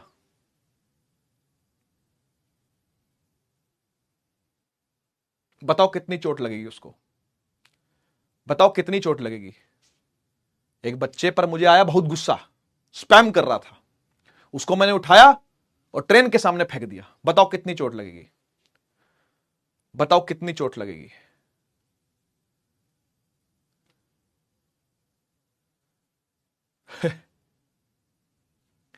केस हो जाएगा, मर्डर, मारा जाएगा। लेकिन हुआ पता है क्या, हुआ पता है क्या, उसको चोट लगी ही नहीं। रीजन पता है क्या था, रीजन यह था कि वो ट्रेन रुकी हुई थी।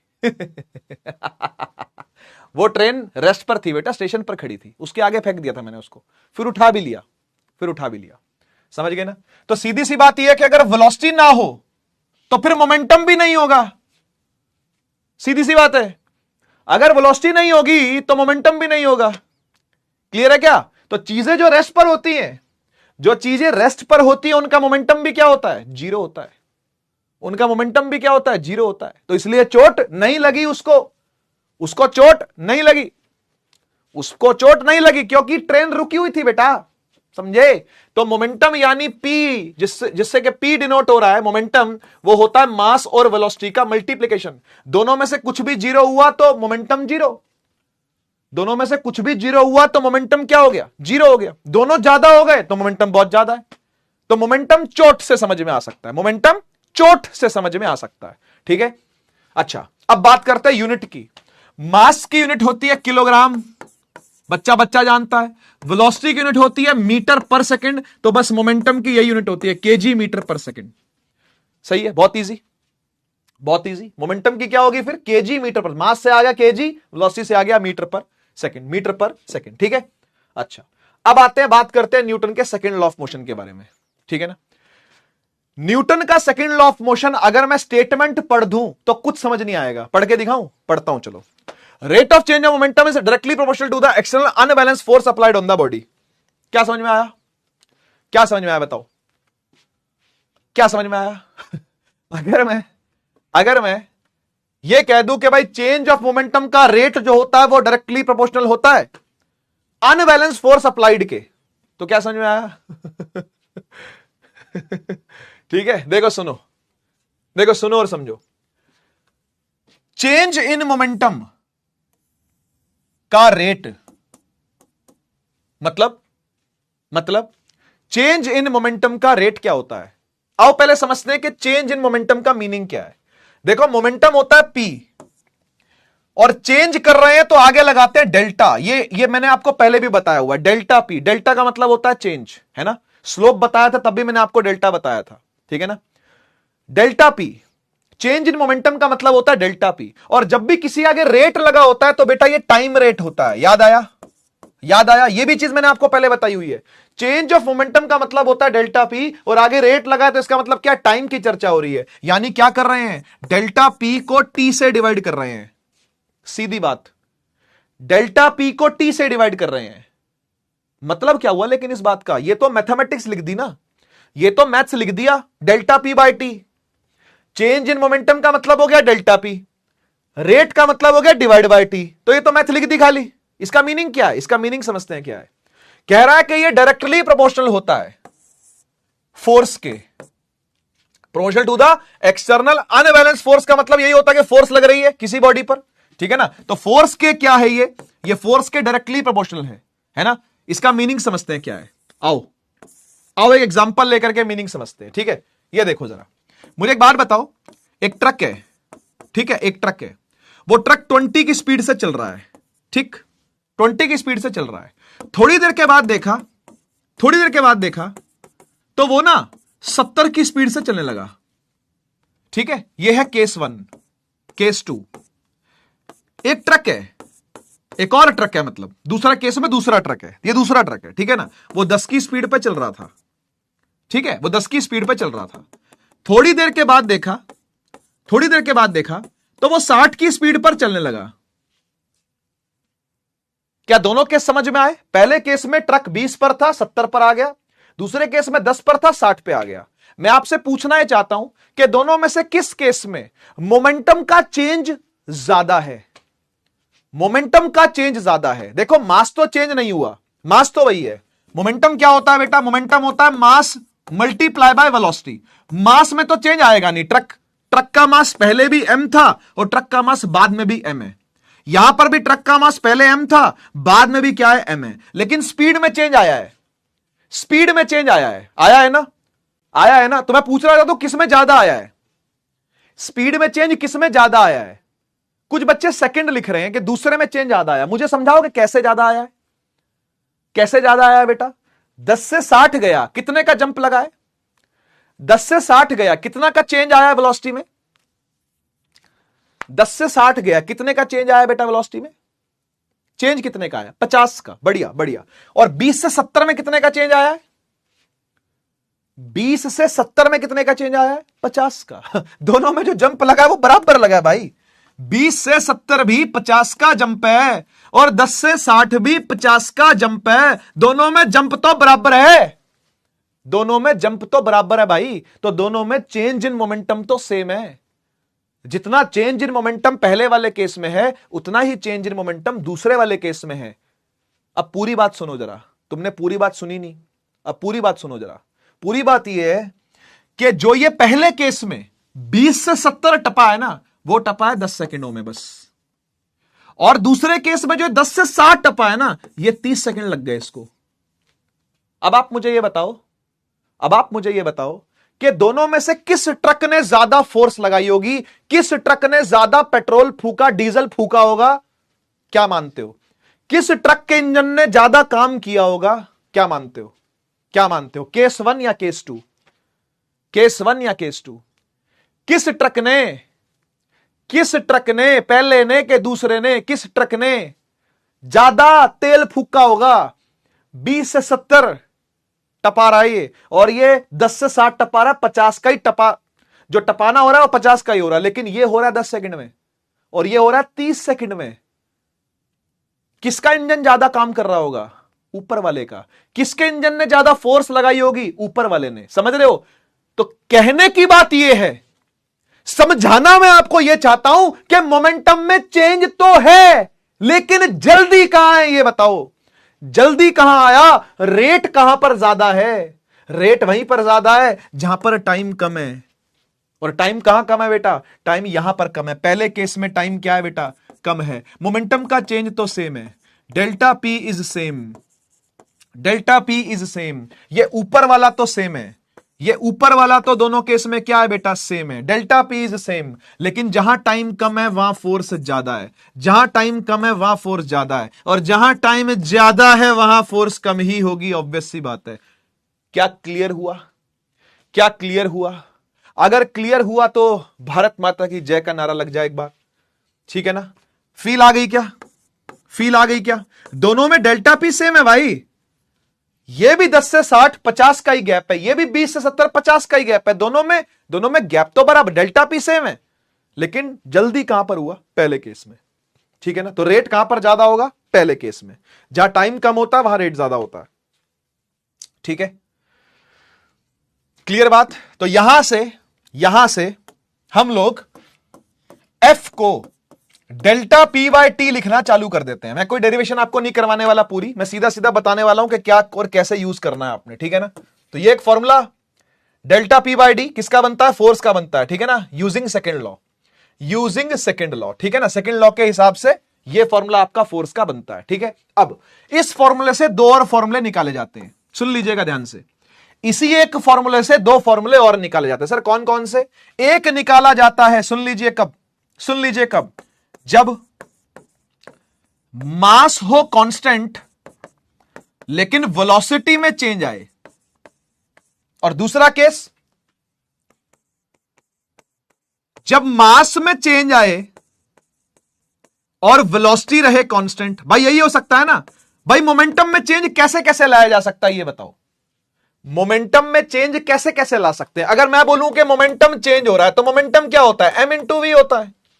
अरे सोचो, अरे सोचो, मोमेंटम क्या होता है? m इंटू वी होता है। मैं कह रहा हूं मोमेंटम में चेंज आ गया जी, मोमेंटम तो चेंज कर रहा है जी, तो मोमेंटम चेंज कैसे कैसे कर सकता है बताओ? मोमेंटम जो चेंज कर सकता है वो कैसे कैसे कर सकता है? या तो मास चेंज कर दो या वेलोसिटी चेंज कर दो।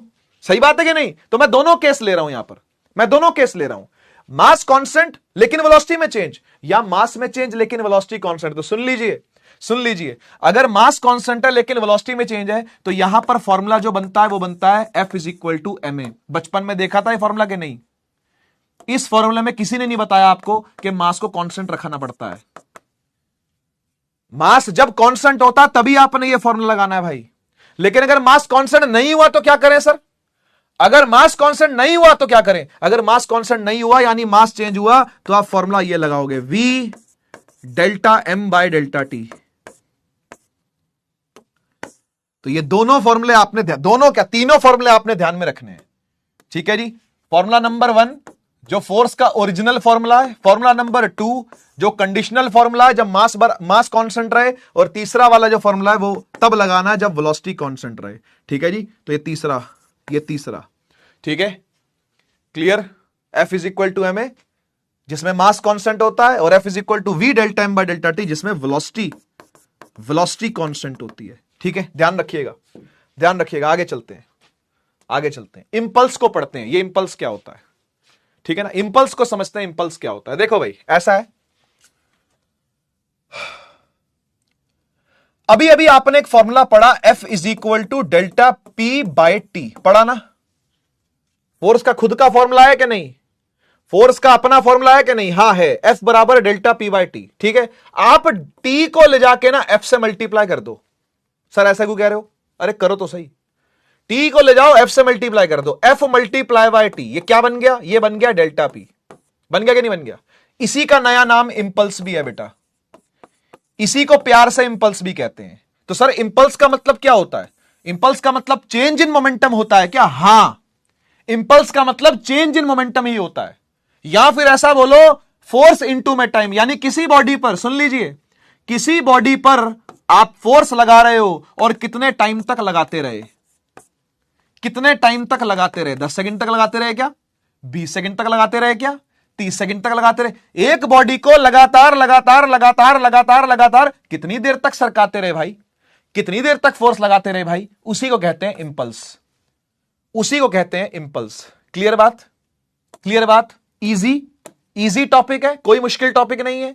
F और T को मल्टीप्लाई करोगे इंपल्स आ जाएगा। ठीक है, यूनिट क्या होगी भाई? देखो, मोमेंटम की यूनिट तो होती है केजी मीटर पर सेकंड, तो इंपल्स की वो तो यूनिट है ही है, इंपल्स की वो यूनिट तो है ही है केजी मीटर पर सेकंड। लेकिन यहां से एक और भी बनती है, फोर्स से बनती है न्यूटन और टाइम से बनती है सेकंड, तो न्यूटन सेकंड, ये भी यूनिट इंपल्स की ही है।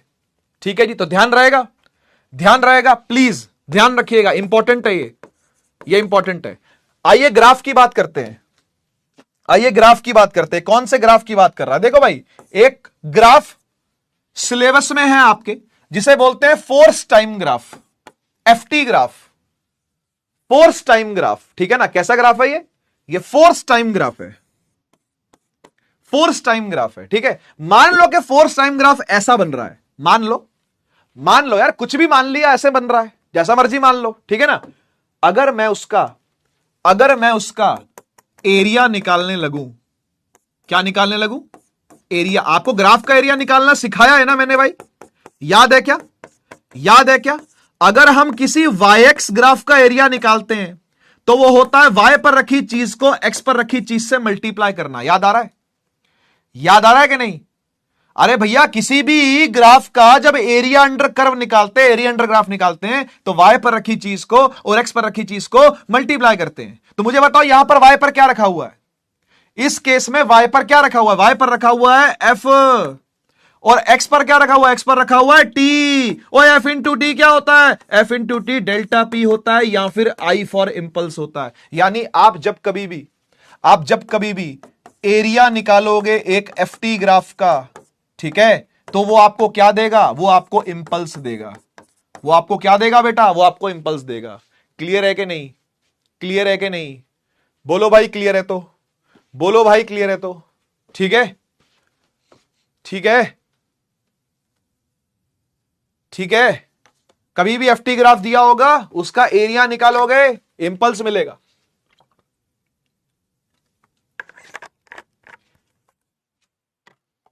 बढ़िया, आगे चलते हैं, आते हैं न्यूटन के थर्ड लॉ ऑफ मोशन पर। न्यूटन का थर्ड लॉ ऑफ मोशन क्या है? बड़ा मस्त है, लेकिन इसमें बहुत सारी कॉम्प्लिकेशंस भी हैं। कॉम्प्लिकेशन पता क्या है कि क्लास 9th में बच्चे को बताया जाता है every action equal and opposite reaction, बस इसी को समझ लेते हैं कि थर्ड लॉ है। ऐसा नहीं है भाई, थर्ड लॉ को और गहराई से समझना है आपने, थर्ड लॉ को और गहराई से पकड़ेंगे हम, ठीक है ना। देखो थर्ड लॉ का मीनिंग क्या है, सीधी सी बात है कि थर्ड लॉ दो बॉडीज के बीच में लगने वाला लॉ है। दो बॉडीज के बीच में लगने वाला लॉ है, एक बॉडी में कभी लॉ नहीं लगता ये वाला। आपको कम से कम दो बॉडीज आइडेंटिफाई करनी है। जैसे मैं एग्जांपल देता हूं, मान लो ये मेरा हाथ है, ये मेरा हाथ है, ये मैंने हाथ लिया और इस बोर्ड पे मार दिया ऐसे, ठीक है, तो मेरे हाथ में भी दर्द हुआ और बोर्ड भी टूट गया, सैलरी गई वो अलग। मैंने अपना हाथ लेके इस बोर्ड पे मारा धाड़, ठीक है, बोर्ड तो टूटा, मेरे हाथ में भी दर्द हो गई, ठीक है ना। ऐसा क्यों हुआ? ऐसा क्यों हुआ? ऐसा क्यों हुआ? क्योंकि मेरे हाथ ने लगाया एक्शन फोर्स बोर्ड पर और बोर्ड ने मेरे हाथ पर लगाया रिएक्शन फोर्स। समझ रहे हो ना, यहां पर दो बॉडीज रोल अदा कर रही हैं, दो बॉडीज यहां पर काम कर रही हैं। एक बॉडी ने दूसरी बॉडी को मारा तो दूसरी बॉडी ने पहली बॉडी को मारा। समझे बात को? ऐसा हो रहा है। देखो जरा यहां पर, देखो जरा यहां पर, एक बॉडी ऐसी है, ठीक है, और दूसरी बॉडी ऐसी है, ठीक है। तो इस बॉडी ने इस बॉडी को यहां मारा, तो ये वाली बॉडी इस बॉडी को कहां मारेगी? यहां मारेगी। समझ गए ना? इसने इस बॉडी पर फोर्स लगाई, ये बॉडी उधर भाग गई, और इसने इस बॉडी पर फोर्स लगाई, हो सकता है बॉडी क्या करे, इधर भाग जाए, है ना। अब तो बोर्ड के पास जगह नहीं है, इसलिए बोर्ड अंदर नहीं जा रहा, है ना। नहीं तो दो बॉडी जब टकराती है और टकरा के दूर भी जाती हैं, सेपरेट भी होती हैं, आती हैं, टकराती हैं, दूर हो जाती हैं, ऐसा होता है ना। तो वैसा सही कुछ हो रहा है, वैसा सही कुछ हो रहा है, ठीक है ना। और सुनो, और सुनो, हम एक काम करते हैं, इस बॉडी को मानते हैं बॉडी नंबर 1 और इस बॉडी को मानते हैं बॉडी नंबर 2। वन बॉडी ने टू बॉडी पर राइट साइड पर फोर्स लगाई। हम इस फोर्स को बोलेंगे, पता है क्या?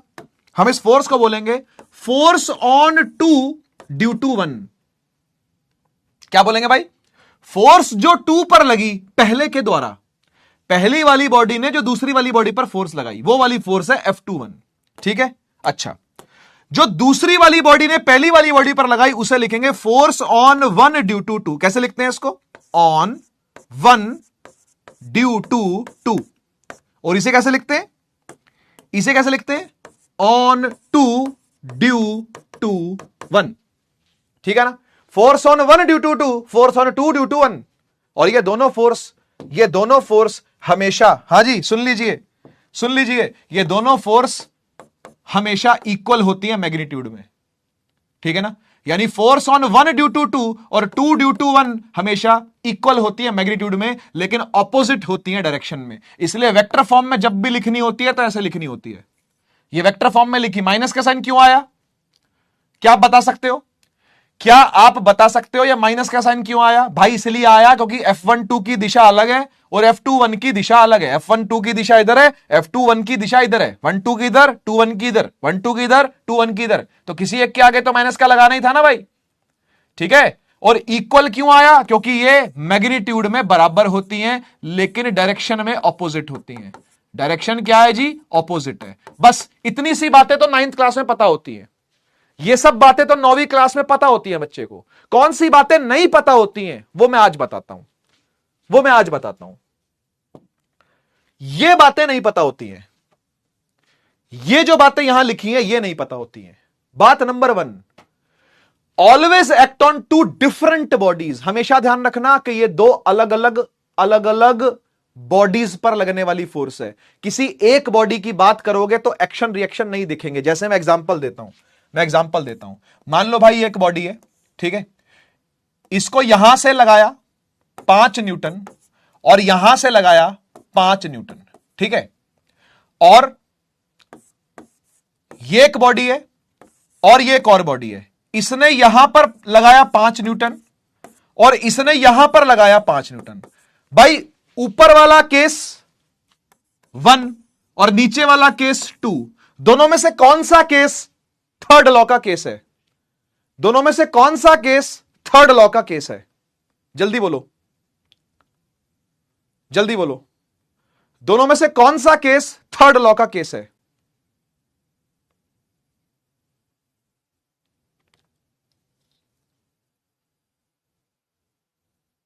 तो पहला वाला किस चीज का केस है? चलो मान लिया ये जो नीचे वाला है, दूसरा वाला जो है ये थर्ड लॉ का केस है, ये थर्ड लॉ का केस है।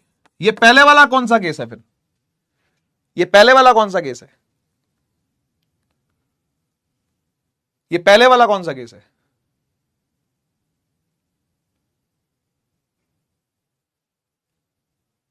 बेटा पहले वाला केस है बैलेंस्ड फोर्स का, याद आया? ये बैलेंस कंडीशन वाला केस है। 5 से 5 कट जाएगा, 5 से 5 कट जाएगा। लेकिन एक बात बताओ, क्या यहां से 5 से 5 काट दूं? क्या इधर वाला 5 इस वाले 5 को काट देगा? बताओ, क्या एक्शन रिएक्शन में दोनों फोर्सेस एक दूसरे को कैंसिल करती हैं क्या? बताओ, क्या इस 5 को इस 5 से काट दूं? क्या ये वाली 5 को काट देगी क्या? नहीं काटेगी। क्यों? क्यों नहीं काटेगी? क्यों नहीं काट रही? ये वाली 5 इस वाली 5, ये एक्शन फोर्स और ये रिएक्शन फोर्स एक दूसरे को काट रही है क्या? क्यों नहीं काट रही? क्यों नहीं काट रही? बता सकते हो? बता सकते हो क्यों नहीं काट रही? दोनों की डायरेक्शन सेम है। कहां सेम है? एक की इधर है, एक की उधर है। सेम कैसे है? अपोजिट डायरेक्शन है। इक्वल और अपोजिट होती हैं, तो अपोजिट तो ये भी थी, ये अपोजिट नहीं थी क्या? ऊपर वाली ये अपोजिट नहीं थी क्या? ये इधर लग रही है, इधर लग रही है, ये भी तो अपोजिट है। काट दी, लेकिन हमने तो काट दी। यस, इसका आंसर ये है कि ये अलग अलग बॉडीज पर लग रही है बेटा। अपोजिट क्यों कह रहे हो? अपोजिट तो ये भी थी बाबू। मेरे बच्चे, मेरे भोले प्यारे बच्चे, माय डियर कैडेट, मेरे बनने वाले फौजी, समझ रहे हो ना? अपोजिट तो ये भी थी, इक्वल तो ये भी थी, काट डाली। इक्वल तो ये भी है, अपोजिट तो ये भी है, तो काट डाले क्या? नहीं, क्योंकि अलग अलग बॉडी पर लग रही है।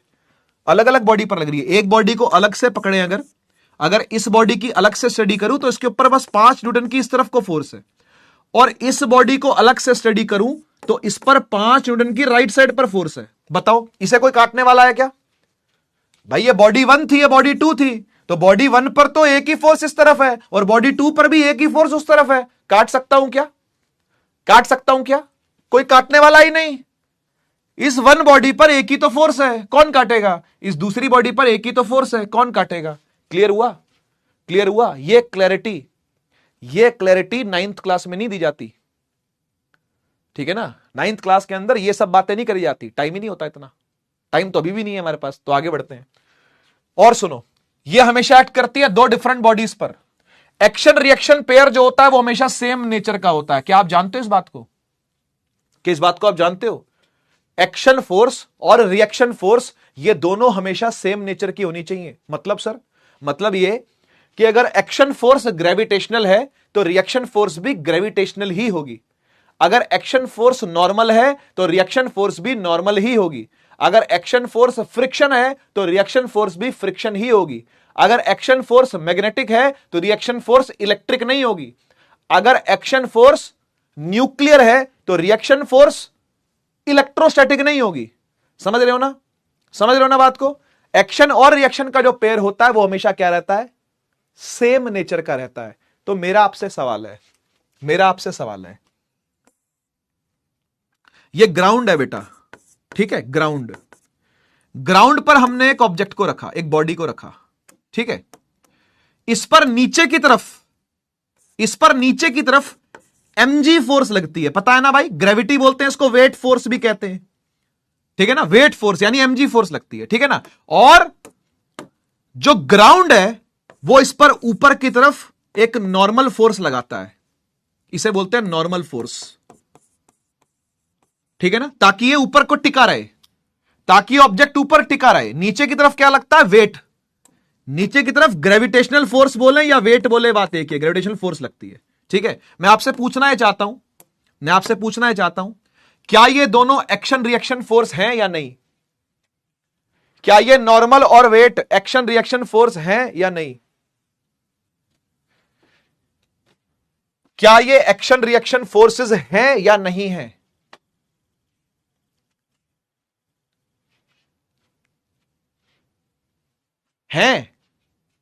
हैं ये फोर्स या नहीं है?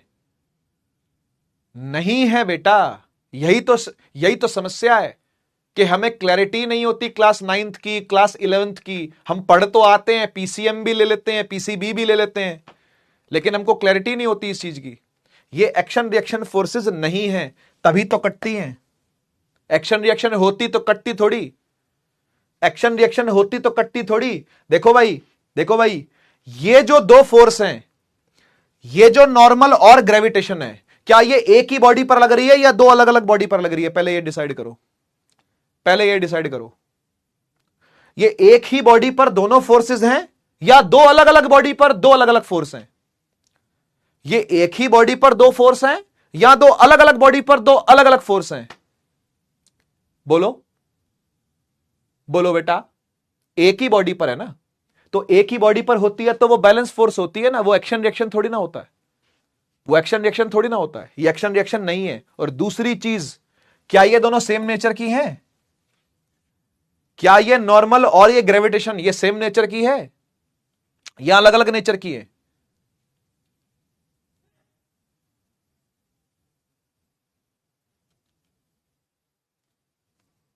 अलग अलग नेचर की है भाई। ये नॉर्मल है और ये ग्रेविटेशन है, तो दो चीजें तो यहां पर सेट ही नहीं बैठी, ना ये सेट बैठी ना ये सेट बैठी, तो थर्ड लॉ कैसे लग रहा है यहां पर? ये एक्शन रिएक्शन नहीं है बेटा। तीसरी चीज, फोर्सेस हमेशा कोलिनियर होनी चाहिए। कोलिनियर का मतलब एक ही लाइन में होनी चाहिए। देखो ये एक लाइन में है कि नहीं है? हाँ एक लाइन में तो है, लेकिन क्या एक लाइन में होने वाली सारी फोर्सेस थर्ड लॉ होंगी क्या? क्या एक लाइन में होने वाली सारी फोर्सेस थर्ड लॉ फॉलो कर रही होंगी क्या? ऐसा कुछ नहीं है भाई। ये सब कुछ फॉलो होना चाहिए, तभी थर्ड लॉ मानेंगे। इनमें से कोई भी एक नहीं हुआ तो वो थर्ड लॉ नहीं है।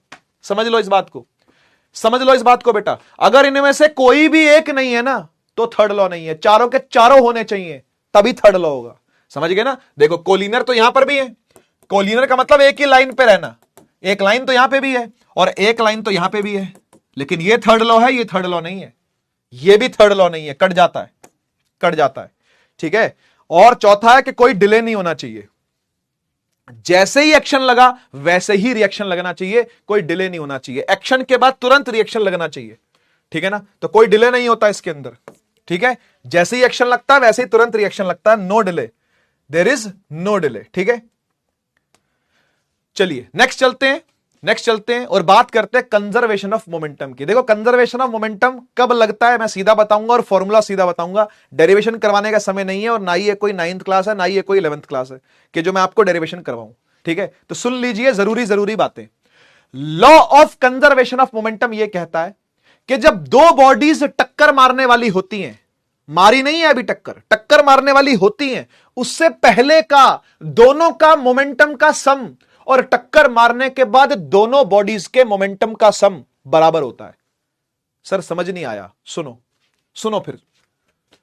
ये दो बॉडीज हैं, एक m1 बॉडी एक m2 बॉडी, मास m1 मास m2, इसकी स्पीड u1 इसकी स्पीड u2। आप इसका मोमेंटम लिखो, आप इस बॉडी का मोमेंटम लिखो, तो मोमेंटम लिखते हैं m1 u1। भाई मास इंटू वेलोसिटी होता ना मोमेंटम, तो मास मल्टीप्लाई बाय वेलोसिटी। यहां भी देखो मास मल्टीप्लाई, इसकी भी लिखो m2 u2। ठीक है। अब टक्कर लग गई है, ये टक्कर हो गई, टक्कर हो गई। टक्कर होने का मतलब होता है थर्ड लॉ लगना। असल में कंजर्वेशन ऑफ मोमेंटम जो है ना वो थर्ड लॉ से ही आया है। जो कंजर्वेशन ऑफ मोमेंटम है भैया वो थर्ड लॉ की ही पैदाइश है। थर्ड लॉ नहीं पैदा किया है, उसी के परिवार का है ये। ठीक है, third law he conservation of momentum को पैदा करने वाला है। तो टक्कर लगी, थर्ड लॉ हुआ, इसने इस पर लगाई इसने इस पर लगाई, बाद में जो मोमेंटम बनेगा, टक्कर लगने के बाद जो मोमेंटम होगा वो इस बॉडी का होगा m1 v1 क्योंकि फाइनल है, और इसका जो होगा वो होगा m2 v2, ये भी फाइनल है। ठीक है। तो थर्ड लॉ ये कह रहा है कि दोनों बॉडीज का इनिशियल मोमेंटम का सम और दोनों बॉडीज के फाइनल मोमेंटम का सम इक्वल होता है। इक्वल होता है। इक्वल होता है मतलब ये m1u1 प्लस m2u2 बराबर m1v1 प्लस m2v2। ये फॉर्मूला आप लोगों ने ध्यान में रखना है, कंजर्वेशन ऑफ मोमेंटम का फॉर्मूला है ये। इसको यूज करना भी सिखाता हूं, ठीक है, इसको यूज करना भी सिखाता हूं। मुझे ये बताओ ये जो फॉर्मूला आपके सामने मैंने लिखा, इसमें कितने वेरिएबल्स हैं टोटल? इसमें टोटल कितने वेरिएबल्स हैं? 1 है, 2 है, 3 है, 4 है, 6 है, 10 है, कितने हैं? कितने वेरिएबल्स हैं इसमें?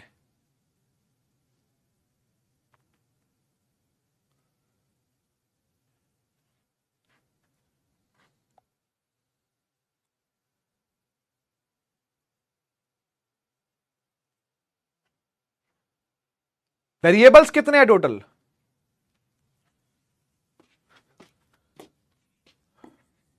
एक m1 है, एक m2 है, एक u1 है, एक u2 है, एक v1 है और एक v2 है। सही? मैं आपको बता दूं कि टोटल 6 वेरिएबल है बेटा, और 6 में से 5 हमेशा दिए होंगे सवाल में। आपको छठा निकालना होगा। क्या नहीं निकाल सकते? क्या नहीं निकाल सकते? क्या मुझे बताओ, मुश्किल है क्या? 6 में से 5 सदैव दिए होंगे, छठा निकालना होगा। क्या टेंशन है? आओ सवाल करवाता हूं। इसमें ना 2 बड़े कॉमन सवाल बनते हैं, ठीक है। पहले सवाल का नाम है रिकॉइल वेलोसिटी, और दूसरे टाइप का जो सवाल बनता है वो बनता है भगोड़ी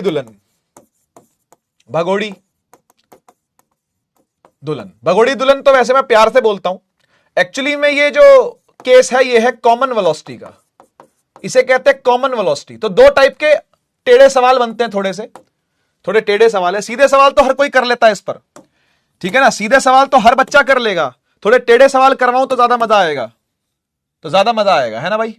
आओ सुनो सवाल क्या है, सुनते हैं, ठीक है ना। देखो, रिकॉइल वेलोसिटी का मतलब होता है, आपने कोई गेम खेली होगी, फर्स्ट पर्सन शूटर खेली है क्या? FPS कोई गेम खेली है जिसमें जो गन है पीछे रिकॉइल मारती है, धड़ धड़ धड़, है ना? जब बंदूक चलाते हैं तो पीछे आपने देखा होगा रिकॉइल। आप लोग जब ट्रेन करोगे, आप लोग जब एनडीए क्लियर करोगे, एकेडमी में जाओगे, ट्रेनिंग होगी आपकी, है ना, तो वहां पर आपको बंदूक पकड़ाई जाएगी, तो आपसे चलवाएंगे भी बंदूक, है ना, धड़ धड़ धड़ धड़। अगर आप कभी एनसीसी में थे तो शायद आप लोगों ने उसका सेकेंड ईयर के अंदर जाकर के बंदूक भी चलाई हो, है ना। तो उसे बंदूक चलवाते हैं तो पीछे की तरफ रिकॉइल खाता है, ढक ढक ढक रिकॉइल खाता है। तो आपको यह बताना है कि रिकॉइल कितनी स्पीड से खा रहा है। जो बंदूक है वो रिकॉइल की कितनी स्पीड से, वेलोसिटी क्या है उसकी, कितनी स्पीड से बंदूक पीछे आ रही है, ठीक है ना। आइए समझते हैं कि क्या हो रहा है यहां पर, आइए समझते हैं कि पूरी कहानी क्या है। देखो, ये बंदूक है भाई, है ना, इमेजिन कर लो भाई ये बंदूक है, ठीक है, इमेजिन कर लो, ठीक है, दिस इज द बंदूक। वाह भाई वाह, क्या बंदूक है, ठीक है। इसके अंदर गोली है, इसमें क्या है भाई, बुलेट, इसमें बुलेट है, ठीक है। अब होता क्या है कि इसमें से बुलेट बाहर आएगी, ठीक है, बुलेट बाहर आएगी 150 की स्पीड से। इमेजिन कर लो, क्वेश्चन ही दे रहा हूं सीधा, मैं क्वेश्चन ही करवा रहा हूं सीधा, ठीक है ना। बुलेट बाहर आ रही है 150 की स्पीड से, और बुलेट का जो मास है वो है 10 ग्राम, ठीक है। बुलेट का जो मास है वो क्या है, 10 ग्राम, ठीक है। और जो बंदूक का मास है वो है 2 किलो, 2 kg, ठीक है। तो आपको बताना है कि जो बंदूक पीछे झटका खाएगी थर्ड लॉ की वजह से जो है पीछे झटका खाएगी, वो कितनी स्पीड से खाएगी, ठीक है। तो आपको ये वाला VR निकालना है, ठीक है, रिकॉइल वेलोसिटी आपको फाइंड करनी है, समझ गए। बंदूक की गोली आगे निकली 150 से और 10 ग्राम की गोली थी, और पीछे झटका खाया बंदूक ने, तो आपको रिकॉइल वेलोसिटी बतानी है। 2 किलो मास है बंदूक का, ठीक है। एक तो इस प्रकार का सवाल आएगा। अब मैं आपसे पूछना चाहता हूं कि इन 6 में से कितने लोग आपको यहां पे मिल गए, इन 6 में से कितने लोग यहां पर आपको मिल गए, बता सकते हो क्या? इन 6 में से, मतलब मान लो, चलो गन को बॉडी 1 ले लेते हैं, गन को बॉडी 1 ले लो, ठीक है ना, और बुलेट को बॉडी 2 ले लो, तो मुझे मास 1 कितना है बताओ, कितना मास 1 है? मास 1 कितना है, गन का मास कितना है, गन का मास है 2 kg, गन का मास है 2 kg। मास 2 कितना है, बंदूक की गोली जो है, गोली का मास कितना है, सर गोली का मास है 10 ग्राम, तो ग्राम को किलोग्राम में कन्वर्ट करने के लिए 1000 से डिवाइड भी कर लिया है ना। अब ये केजी में है, अब ये केजी में है, 10 डिवाइड बाय 1000, अब ये किस में है, अब ये किलोग्राम में है, ठीक है, बढ़िया। अच्छा अब ये बताओ, जो ये बंदूक की गोली बंदूक के अंदर पड़ी है और ये जो बंदूक है, इनकी इनिशियल स्पीड कितनी होगी, इनिशियल स्पीड मतलब चलने से पहले की स्पीड कितनी होगी। भाई चलने से पहले तो कोई स्पीड नहीं होगी, क्योंकि गोली बंदूक के अंदर है, तो U2 हो गया 0, और बंदूक भी कहीं नहीं जा रही, बंदूक को कोई फेंक के थोड़ी मार रहे हैं, बंदूक को कोई लेके थोड़ी भाग रहे हैं, कैसे लेके भाग रहा है फिर गोली चला दी, ऐसा तो नहीं हो रहा ना भाई। खड़े खड़े चलाइए, खड़े खड़े चलाइए, तो बंदूक की कोई स्पीड नहीं है, बंदूक की स्पीड भी 0 है, यह आपको समझनी है बेटा, है ना। तो U1 U2 यहां दिए नहीं थे, लेकिन आपको समझने पड़ेंगे कि वो दोनों 0 हैं, ठीक है। अब बात कर रहे हैं V1 की, 1 बॉडी कौन सी है, गन, तो वो उसकी फाइनल वेलोसिटी आपको निकालनी है, और 2 बॉडी कौन सी है, बुलेट, बुलेट की स्पीड कितनी है फाइनली, वो है 150, वो है 150, समझ गए। तो पुट करेंगे फॉर्मूले में, फॉर्मूला क्या था, फॉर्मूला क्या था बेटा, M1 U1 plus M2 U2 बराबर M1 V1 plus M2 V2। हां जी, M1 कितना 2, U1 कितना 0, M2 कितना 10 डिवाइड बाय 1000, U2 कितना 0, M1 कितना 2, V1 कितना निकालना है, निकालना है, वी रिकॉइल है वो, V1 ही तो वी रिकॉइल है, ठीक है। M2 कितना, M2 है 10 बटा में 1000, और V2 कितना है, V2 है 150, V2 है 150। देखो भाई 2 इंटू 0 इज 0, और ये भी 0 है, तो 0 प्लस 0 बराबर 2VR प्लस ये आ गया 1500 और बटे में 1000, कोई दिक्कत भाई। 150 इंटू 10 क्या, 1500, 1500 बटे में 1000, तो 2 0 से 2 0 काट दिए, ठीक है ना।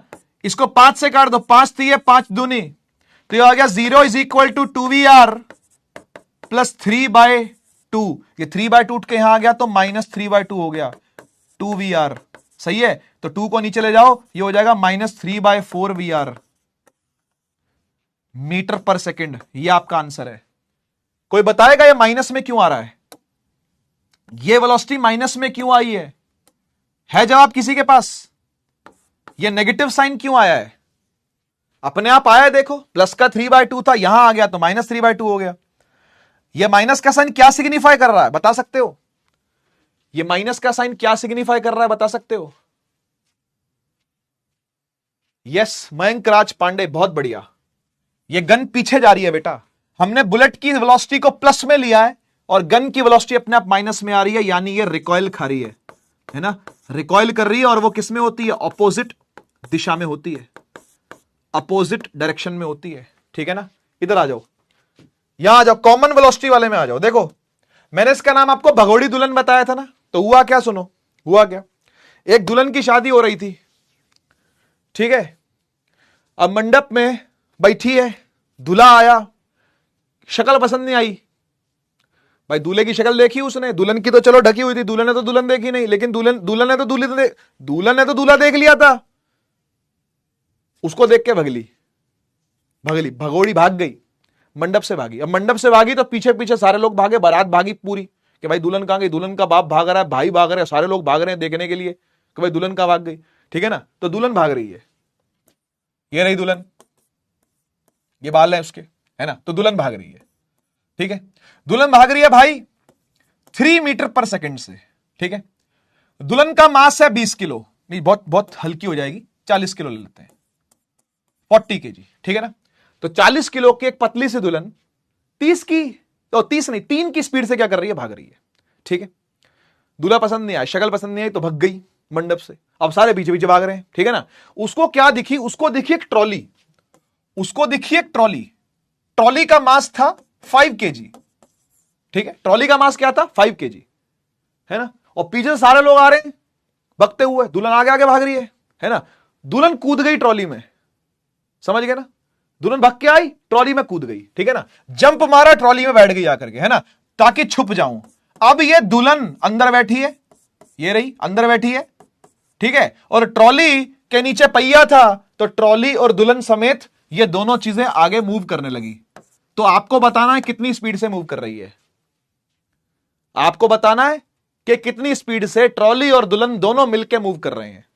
समझ गए बात को ना भाई? कभी कभी भाग करके रिक्शे पे चढ़े हो क्या? खड़ा रिक्शा, उस पर भाग के चढ़ जाओ, भाग के रेडी पे चढ़ जाओ, रेडी होती है ना वो आम ले लो अमरूद ले लो वाली जो रेडी है, वो खाली दिखे ना कभी, तो भाग के उस पर चढ़ जाओ, भाग के आओ, कूद जाओ उस पर, तो दोनों चलोगे इकट्ठे। वही हो रहा है, वही हो रहा है यहां पर। दुल्हन भाग के आई, एक खड़ी ट्रॉली पर कूद गई, कूद गई तो दोनों भगे। अब दोनों आगे जा रहे हैं, आपको पता ना कितनी स्पीड से जा रहे हैं। समझ गए सवाल? समझ गए क्या है? बहुत इजी सवाल है, बहुत मजेदार सवाल है। हाँ, पहली बॉडी दुल्हन ले लो और दूसरी बॉडी ट्रॉली ले लो, और आप मुझे बताओ मास वन कितना, मास टू कितना? मास वन कितना, मास टू कितना? जल्दी, मास वन कितना, मास टू कितना? मास वन है 40, बढ़िया, और मास टू कितना है 5, वो भी बढ़िया। U1 कितना है? इनिशियल वेलोसिटी कितनी है दुल्हन की? दुल्हन की इनिशियल वेलोसिटी है 3, पहले 3 से भाग रही थी। और ट्रॉली की इनिशियल वेलोसिटी क्या है? अरे ट्रॉली तो खड़ी थी, ट्रॉली तो खड़ी थी, उसकी तो कोई इनिशियल वेलोसिटी नहीं। U2 क्या हो गया? 0 हो गया, 0 हो गया। ठीक ठीक, अच्छा, अब जब ये इसमें कूद चुकी है, तो ये बताओ क्या दोनों की सेम स्पीड हो गई या नहीं हो गई? क्या दोनों की सेम वेलोसिटी हो जाएगी, नहीं हो जाएगी? इसलिए इस क्वेश्चन का नाम क्या है? Common velocity. दोनों की वेलोसिटी अब क्या हो जाएगी? कॉमन हो जाएगी, यानी इस वेलोसिटी को हम वीसी ले लेते हैं। क्या ले लें इसको? वीसी, ठीक है ना? अब जिस स्पीड से दुल्हन है उसी स्पीड से ट्रॉली भी है, यानी जो V1 है वो भी VC है और जो V2 है वो भी VC है। समझ में आया क्या?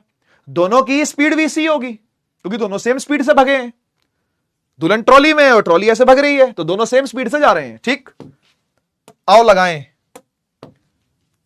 M1 U1 plus M2 U2 बराबर M1 V1 plus M2 V2। M1 कितना? 40, U1 कितना? 3, M2 कितना? 5, U2 कितना? 0। M1 कितना? 40, V1 कितना? VC, M2 कितना? 5, V2 कितना? VC। समझ गए? समझ गए? ये हो गया 45 VC, RHS हो गया 45 VC। यहां आ गया 4 3 12, 120 प्लस 0, तो यहां से आ गया 120 इज इक्वल टू 45 VC, और VC निकल के आ गया 120 बटा में 45। ठीक है ना? काट लेंगे इसको, क्या आंसर आ रहा है? 2.66 आ रहा है। ठीक है, जो भी बता रहे हो आप, 2.66 मीटर पर सेकेंड। समझ गए बात को? तो इस प्रकार के सवाल आपको देखने को मिल सकते हैं, एनडीए में ऐसे सवाल आए हुए हैं। ठीक है ना? भगोड़ी दुल्हन पर तो सवाल ऑब्वियसली नहीं आया, तो मेरा बनाया हुआ सवाल है। वो ऐसा आएगा, वो ऐसा आएगा कि भाई एक चीज थी जिसको आपने किसी स्पीड से फेंका, ठीक है, और वो जाके ना एक रुकी हुई चीज में घुस गई, अब दोनों इकट्ठे चल रहे हैं, तो कितनी स्पीड से चलेंगे? ठीक है, ऐसा सवाल एनडीए ने पूछा हुआ है। ठीक है, तो कर लोगे यार, होप क्लास में जो मैंने कराया है वो तो कम से कम आप कर ही लोगे। ठीक है ना? जो क्लास में करवाऊंगा वो तो आप कम से कम कर ही लोगे। ठीक है, क्लियर है बात? चलिए फ्रिक्शन पर आते हैं। देखो फ्रिक्शन के ऊपर कोई ऐसा न्यूमेरिकल नहीं आता, मैं पहले ही बता दूं। फ्रिक्शन पर ऐसा एनडीए में कोई न्यूमेरिकल तो नहीं देखा गया, लेकिन कॉन्सेप्ट्स जरूर आपको आने चाहिए कि फ्रिक्शन होता क्या है, फ्रिक्शन कैसे काम करती है, वगैरह वगैरह। ठीक है ना? तो देखो, फ्रिक्शन ऐसा मत समझना कि चीजों को केवल अपोज ही अपोज करती है, ऐसा मत समझना। यह एक गलत अवधारणा है, यह एक गलत अवधारणा बना रखी है हम लोगों ने कि भाई फ्रिक्शन हमेशा अपोज करती है। फ्रिक्शन अपोज नहीं करती, फ्रिक्शन सपोर्ट भी करती है। जैसे ये मेरा हाथ और इसके ऊपर रखा हुआ ये पेन, ठीक है, अब मैं अपने हाथ को मूव कर रहा हूं, तो पेन साथ साथ मूव हो रहा है कि नहीं हो रहा? बताओ, ये पेन साथ साथ मूव हो रहा है कि नहीं हो रहा? अगर सोचो मेरा हाथ थोड़ा सा और चिकना होता, इस पर मान लो मैंने साबुन लगा दिया बहुत सारा, ठीक है ना, और अब मैं इस पेन को लेकर के ऐसे ऐसे झुलाऊं, ठीक है ना, तो ये पेन फिसल के गिर जाएगा, कुछ ऐसे, समझ रहे हो ना? ये फिसल के गिर जाएगा। तो इसका मतलब क्या हुआ? इसका मतलब फ्रिक्शन ही थी पहले जो इसको चलने में सपोर्ट कर रही थी, जो इसको चलने में क्या कर रही थी? सपोर्ट कर रही थी। समझ रहे हो बात को? तो ध्यान रखना कि फ्रिक्शन ऐसा नहीं है कि केवल अपोज ही अपोज करती है, ये सपोर्ट भी कर सकती है चीजों को चलने में। ठीक है ना? तो ये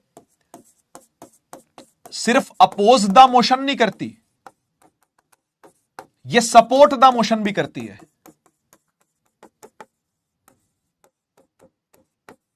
ये सपोर्ट द मोशन भी करती है, ठीक है ना। तो हम सीधी बात बोले तो फिर ये दोनों ही बातें ना, ये दोनों ही बातें सही हैं कि फ्रिक्शन एक नेसेसरी इविल है। इविल क्यों कह रहे हो? इविल क्या चीज होती है? शैतान। इविल मतलब होता है शैतान, लेकिन वो नेसेसरी शैतान है, जरूरी शैतान है। जरूरी क्यों है पढ़ेंगे, ठीक है ना। मैं आपको सबसे पहले फॉर्मूला बता देता हूं, फ्रिक्शन का फॉर्मूला कैसे लगाना है, फ्रिक्शन फॉर्मूला है क्या, क्योंकि भाई कोई भरोसा नहीं है। न्यूमेरिकल छोटा मोटा तो पूछ सकता है एनडीए, कोई मेजर न्यूमेरिकल नहीं पूछता, लेकिन छोटा मोटा न्यूमेरिकल एनडीए पूछ सकता है, ठीक है ना। तो फॉर्मूला क्या है? फॉर्मूला सुन लो क्या है। फ्रिक्शन का फॉर्मूला होता है म्यू आर, या फिर आप इसको आर की जगह पर म्यू एन भी लिख सकते हो, ठीक है। अब इसमें समझाता हूं कि एफ क्या है, म्यू क्या है, एन क्या है। This F means frictional force, ये फ्रिक्शनल फोर्स है, ठीक। ये एन होता है नॉर्मल फोर्स, नॉर्मल फोर्स। और ये म्यू क्या होता है पता है? ये होता है coefficient of friction. Coefficient of friction किस पर डिपेंड करता है? ये डिपेंड करता है सरफेस की रफनेस पर।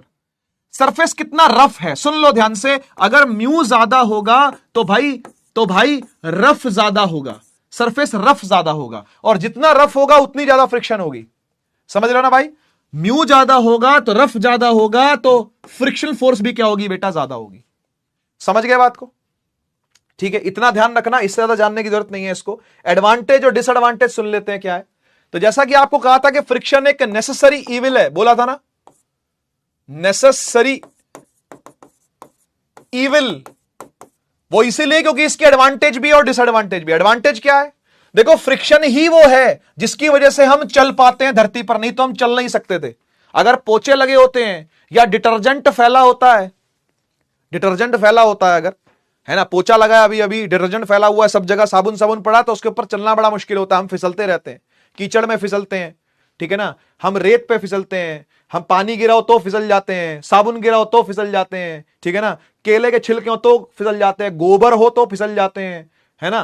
तो ये जब तक अपने को सरफेस रफ नहीं मिलेगा ना, हम ढंग से चल नहीं सकते, ठीक है ना। तो रफ सरफेस चाहिए अपने को ढंग से चलने के लिए, ठीक है। थ्रेड के जो फाइबर्स होते हैं, रस्सी के फाइबर आपने देखे हैं, जो कसी हुई रस्सी होती है, अगर वो आपस में जितने ज्यादा उलझे हुए होंगे ना, उतनी अच्छी, उतनी मजबूत रस्सी होगी।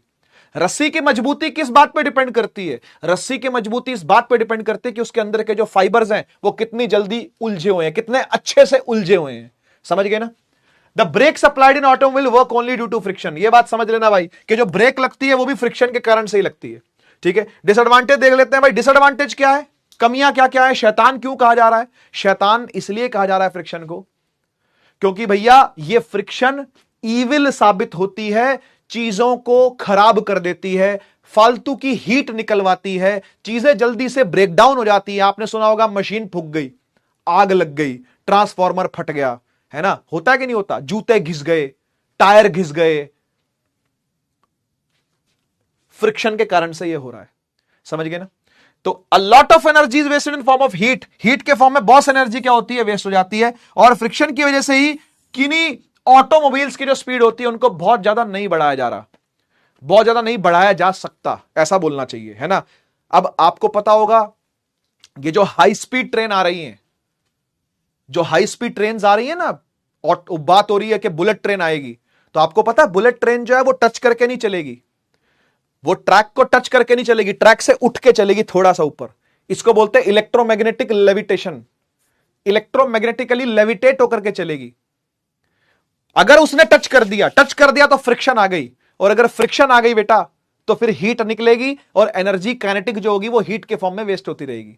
इसलिए जो आजकल अब हाई स्पीड ट्रेनें लाई जा रही हैं, हाई स्पीड ट्रेनें जो बनाई जा रही हैं, वो जानबूझ करके ऐसी बनाई जा रही हैं कि वो टच ना करें, ठीक है ना, वो मैग्नेटिकली लेविटेट करके चले, ऐसे चलेंगी, ठीक है ना, हवा में उड़ करके चलेंगी थोड़ी सी, ठीक है जी, ताकि उसकी स्पीड को बढ़ाया जा सके, ठीक है। फ्रिक्शन को कम कैसे किया जा सकता है? How to reduce friction?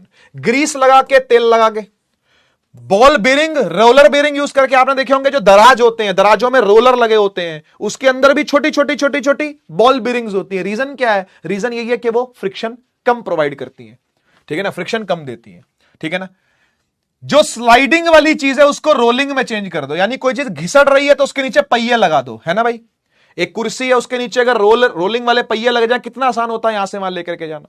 नहीं तो चेयर बड़ी भारी लगती है, फिर अगर मजबूत चेयर बनानी है ना भाई, और उसके नीचे पहिया नहीं लगा है तो यहां से उठा के वहां लेके नहीं जा सकते, बड़ा भारी लगता है। ठीक है, सोप लगा करके, और आप कैरम वैरम खेलते हो तो पाउडर लगाते हैं उसके अंदर, है ना, तो फिर बक्के जाती है गीटी, कैरम वाली गीटी। स्ट्राइकर से मारते हो अगर आप कॉइन को, तो कॉइन भागता हुआ जाता है, बिल्कुल स्लाइड होता हुआ धर जाके घुसेगा सीधा। ठीक है ना, तो पाउडर लगाते हैं। ठीक है जी, तो ये सब फ्रिक्शन को रिड्यूस करने के तरीके हैं। ठीक है ना। एलिवेटर प्रॉब्लम पर सवाल देखा गया, अभी रिसेंटली वाले एनडीए में भी सवाल आया था और पहले भी आता रहा है। ठीक है ना। एलिवेटर प्रॉब्लम, ये एलिवेटर प्रॉब्लम क्या होती है? एलिवेटर का मतलब होता है लिफ्ट। आप सभी लिफ्ट में ट्रेवल किए होंगे कभी ना कभी, है ना। तो हम 4 केस लेते हैं। ठीक है, हम 4 केस लेते हैं, केस 1, केस 2, केस 3 और केस 4। ठीक है, कौन कौन से 4 केस है एक बार सुन लो। पहला केस है, या तो लिफ्ट रुकी हुई हो या फिर यूनिफॉर्म मोशन कर रही हो, या तो रेस्ट पर हो या फिर यूनिफॉर्म मोशन में हो। केस नंबर 2, केस नंबर 2 है कि लिफ्ट ऊपर की तरफ एक्सेलरेट करे, एक्सेलरेट अप, एक्सेलरेट करे ऊपर की तरफ। केस नंबर 3, केस नंबर 3 है कि लिफ्ट एक्सेलरेट करे नीचे की तरफ, एक्सेलरेट, एक्सेलरेट डाउन। ठीक है, और केस 4 है, केस 4 है कि लिफ्ट की रस्सी टूट जाए तो लिफ्ट करेगी फ्री फॉल। तो चौथा केस जो है वो है फ्री फॉल का। ठीक है, आइए समझते हैं कि कैसे कैसे केसेस की आपने स्टडी करनी है। देखो भाई, समझो बात को। ये जो इंसान खड़ा है, इसके पैरों के नीचे हम लोग ना मशीन लगा देते हैं। कौन सी मशीन है? वेइंग मशीन है, जो इसका वजन नापेगी। वेइंग मशीन है, वजन नापेगी, वेइंग मशीन है, वजन नापेगी, वेइंग मशीन है, वजन नापेगी। ठीक है ना। अब ये वजन कैसे नापती है इसको समझते हैं। देखो होता क्या है कि ये जो आदमी है ना, इसके ऊपर धरती लगाती है नीचे की तरफ वेट फोर्स। क्या लगाती है धरती? Weight force. और ये जो मशीन है, ये ऊपर की तरफ लगाती है नॉर्मल फोर्स। बस ये नॉर्मल रिएक्शन ही है, ये नॉर्मल रिएक्शन ही है जो कैलकुलेट होता है बाय दिस मशीन। और यहीं से वेट पता चलता है, यहीं से वेट पता चलता है। समझ लो इस बात को। ये जो वेट नाप रही है ना, वो वेट नहीं नापती असल में, उसको जितना नॉर्मल रिएक्शन देना होता है वो नापती है। समझ गए? इसको जितना नॉर्मल रिएक्शन देना है वो नापती है। अब जैसे ये खड़ा है तो कितना नॉर्मल रिएक्शन ऊपर दे रही है वो नापेगी, कितना नॉर्मल रिएक्शन ऊपर दे रही है वो नापेगी, कितना नॉर्मल रिएक्शन ऊपर दे रही है वो नापेगी। तो हर बार नॉर्मल रिएक्शन कोई नाप रही होती है, कौन? मशीन। ठीक है ना। और नीचे की तरफ वेट फोर्स, नीचे की तरफ वेट फोर्स, नीचे की तरफ वेट फोर्स। ये कौन लगा रहा है? नीचे की तरफ जो वेट फोर्स है ये कौन लगा रहा है? ये लगा रही है धरती, ये लगा रही है अर्थ। ठीक है, अब आइए एक एक करके केस को डिस्कस करते हैं। केस नंबर 1, ध्यान से देखना भाई। केस नंबर 1 में क्या हो रहा है? केस नंबर 1 में क्या हो रहा है? चीज या तो रेस्ट पे है या यूनिफॉर्म मोशन में, यानी बैलेंस कंडीशन है। बोलो हाँ। अरे ये बैलेंस कंडीशन है कि नहीं है? ये बैलेंस्ड कंडीशन है कि नहीं है? है। यानी नॉर्मल और वेट दोनों बराबर हैं, है ना। वेट क्या होता है? mg होता है ना। तो नॉर्मल और mg क्या है? दोनों बराबर हैं। यानी जितना एक्चुअल वेट है उतना ही एपरेंट वेट भी है। ठीक है ना। जितना एक्चुअल में वेट है उतना ही एपरेंट वेट भी है। दोनों क्या? इक्वल है। ठीक है ना। दोनों क्या है? इक्वल है। मतलब जितना वेट इसका एक्चुअल में है उतना ही मशीन नापेगी। एपरेंट वेट वो होता है जो मशीन नापती है, जो मशीन मेजर करती है। ठीक है ना। जो मशीन मेजर करती है वो होता है एपरेंट वेट। ठीक है, इधर आ जाओ जरा, इधर आ जाओ। देखो भाई, चीज ऊपर की तरफ, लिफ्ट क्या कर रही है? ऊपर की तरफ एक्सेलरेट कर रही है। तो मुझे बताओ एन बड़ा है कि वेट बड़ा है? कौन बड़ा होगा इस टाइम पर? यहां पर तो दोनों बराबर थे, बैलेंस केस में तो दोनों बराबर थे। अब ये एक्सेलरेट कर रहा है ऊपर की तरफ, अब ये लिफ्ट जा रही है, अब ये लिफ्ट जा रही है ऊपर की तरफ, ए से ऊपर जा रही है। तो कौन सी फोर्स बड़ी है? कौन सी फोर्स बड़ी है? नॉर्मल बड़ा के वेट बड़ा? कौन सी फोर्स बड़ी है? जब चीज ऊपर जा रही है बेटा तो नॉर्मल बढ़ जाएगी। आपने देखा जब भी आप किसी लिफ्ट में चढ़ते हो और जब लिफ्ट आपको ऊपर लेके जाती है तो आपको भारी भारी सा फील होता है, 1-2 सेकंड के लिए ऐसा लगता है जैसे भारी सा हो गया है। जब नीचे से आपको लिफ्ट ऊपर लेके जाएगी ना, आप जब लिफ्ट में घुसे, आपने बटन दबाया, लिफ्ट बंद हो गई, जैसे ही लिफ्ट ऊपर चढ़ेगी ना, आपको ऐसा लगेगा यार नीचे पैरों पर कोई प्रेशर लगा रहा है ना, अपने को थोड़ा भारी भारी सा फील होता है। ऐसा इसलिए क्योंकि नॉर्मल ऊपर की तरफ ज्यादा लग रहा होता है, ठीक है ना। नॉर्मल बड़ा हो जाता है वेट से, ठीक है, नॉर्मल बड़ा हो जाता है वेट से। तो हम नॉर्मल में से वेट अगर माइनस कर दें तो हमको नेट फोर्स मिल जाएगी कि नहीं मिल जाएगी? अरे बोलो, अगर हम नॉर्मल में से, बड़े में से छोटे को माइनस कर दे तो नेट फोर्स आ जाएगी ना? हाँ आ जाएगी। अच्छा तो एक बात बताओ, ये जो नॉर्मल है इसको हमने n लिख दिया, जो वेट है उसको हमने mg लिख दिया, ठीक है ना, और जो एफ नेट है उसको हम ma लिख सकते हैं, क्योंकि आपको पता है नेट फोर्स ही मास इंटू एक्सेलरेशन होता है, नेट फोर्स ही मास मल्टीप्लाई एक्सेलरेशन होता है। तो इस mg को उधर ले जाओ, देखो जरा क्या हो रहा है। n बराबर क्या हो गया बेटा? mg प्लस ma, यानी वेट में कुछ ऐड हो रहा है। अरे वेट में कुछ एक्स्ट्रा चीज ऐड हो रही है। अगर कुछ एक्स्ट्रा ऐड होगा तो मतलब नॉर्मल ज्यादा है भाई। इस टाइम पर क्या होता है, नॉर्मल ज्यादा, देख लो, नॉर्मल बड़ा है वेट छोटा है, नॉर्मल ज्यादा है वेट छोटा है, समझ गए ना। तो नॉर्मल में कुछ ऐड हो रहा होता है। नॉर्मल क्या है? वेट में कुछ एक्स्ट्रा फोर्स ऐड हो रही है, कुछ एक्स्ट्रा फोर्स, ये एक्सेलरेशन मास के साथ मल्टीप्लाई होकर क्या हो रही है? ऐड हो रही है। इधर आ जाओ जरा, यहां आ जाओ, चीज नीचे की तरफ एक्सेलरेट कर रही है, ठीक है ना। मतलब आप लिफ्ट में घुसे, समझिएगा इस बात को, आप लिफ्ट में घुसे, आपने नीचे वाला बटन दबा दिया कि भाई मुझे नीचे जाना है ना। जैसे ही आप नीचे, जैसे ही लिफ्ट नीचे जाने लगती है तो आपके पैरों से ऐसा लगता है जैसे जमीन खिसक गई हो, आप हल्का हल्का महसूस करते हो। वो 1-2 सेकंड के लिए ऐसा फील होता है, वो 1-2 सेकंड के लिए ऐसा फील होता है जैसे पैरों के नीचे जमीन खिसक गई है ना। तो हल्का हल्का सा फील होता है। ऐसा इसलिए फील होता है क्योंकि वेट क्या हो रहा होता है? ज्यादा हो रहा होता है, समझ गए ना। चीज नीचे की तरफ जा रही है, चीज नीचे जा रही है, तो वेट बड़ा होता है इस टाइम पर और नॉर्मल छोटा होता है। यानी मुझे नेट फोर्स निकालनी हो तो वेट में से नॉर्मल माइनस करना पड़ेगा, वही मुझे एफ नेट देगा, समझ रहे हो। और वेट क्या है? वेट है mg में से n माइनस करूंगा तब जाके कुछ ma मिलेगा मुझे। तो बचा कुचा जो फोर्स है वो क्या है? ma है। यानी मैं इस बार n को वहां और ma को यहां रख दूं तो ये n हो जाएगा, देखो क्या, mg minus ma। Basically normal क्या है? वेट में से कुछ चीज माइनस हो रही है ना। वेट में से कुछ चीज क्या हो रही है? माइनस हो रही है, कुछ फोर्स सबट्रैक्ट हो रही है। इसका मतलब नॉर्मल इस बार क्या है? छोटा रह गया और वेट बढ़ गया, है ना यार। नॉर्मल इस बार क्या रह गया? छोटा रह गया और वेट बढ़ गया, है ना। अब आते हैं स्पेशल केस के अंदर। इस स्पेशल केस में पता क्या हुआ? इस स्पेशल केस में रोप ही टूट गई। जिस लिफ्ट में ये आदमी था ना, उसकी रस्सी टूट गई। अब जब ये रस्सी टूट चुकी है तो ये लिफ्ट गिर रही है, ये लिफ्ट गिर रही है फ्री फॉल से, है ना यार। ये लिफ्ट गिर रही है फ्री फॉल से, यानी जी से। इस लिफ्ट की एक्सेलरेशन क्या होगी? जी होगी, है ना। इस लिफ्ट की एक्सेलरेशन क्या आएगी बेटा? जी आएगी। अब मुझे एक बात बताओ, नीचे वाली फोर्स अभी भी डोमिनेट कर रही है, यानी वेट ज्यादा है नॉर्मल से। तो वेट में से नॉर्मल माइनस कर दूं तो ये एम जी के बराबर आएगा इस बार। अभी ए ही रहने देता हूं, चलो अभी ए रहने देता हूं, ठीक है। अच्छा, वेट होता है m g minus n is equal to, ये क्या है? ए की जगह पर जी पुट करा तो ये भी हो गया एम जी से एम जी कट गया, एन आ गया 0। एन 0 आने का मतलब क्या होता है बेटा? पता है? जब नॉर्मल 0 हो जाए तो इसका मतलब पता क्या है? जब नॉर्मल 0 हो जाए तो इसका मतलब कांटेक्ट टूट गया। इसका मतलब आपके पैर उखड़ चुके हैं भाई, कांटेक्ट टूट गया है। कांटेक्ट टूट गया सरफेस से, और कांटेक्ट टूट गया सरफेस से तो आपके पैर अब हवा में है। अब आपके पैर हवा में है, यानी जब आप किसी लिफ्ट में नीचे की तरफ आ रहे हो और मान लो कि रस्सी कट जाए तो आप और लिफ्ट दोनों फ्री फॉल करोगे, और फ्री फॉल करोगे तो पता क्या होगा? आपके पैर जो होंगे ना वो पूरे तरीके से छू नहीं रहे होंगे उसको, है ना। हल्का सा बीच में क्या आ जाएगा? उठ जाएगा, कांटेक्ट टूट जाएगा दोनों के बीच में, हल्का सा गैप आ जाएगा दोनों के बीच में, समझ रहे हो बात को। तो ऐसा हवा में रहोगे। इस कंडीशन को बोलते हैं वेटलेसनेस की कंडीशन। इसे बोलते हैं क्या?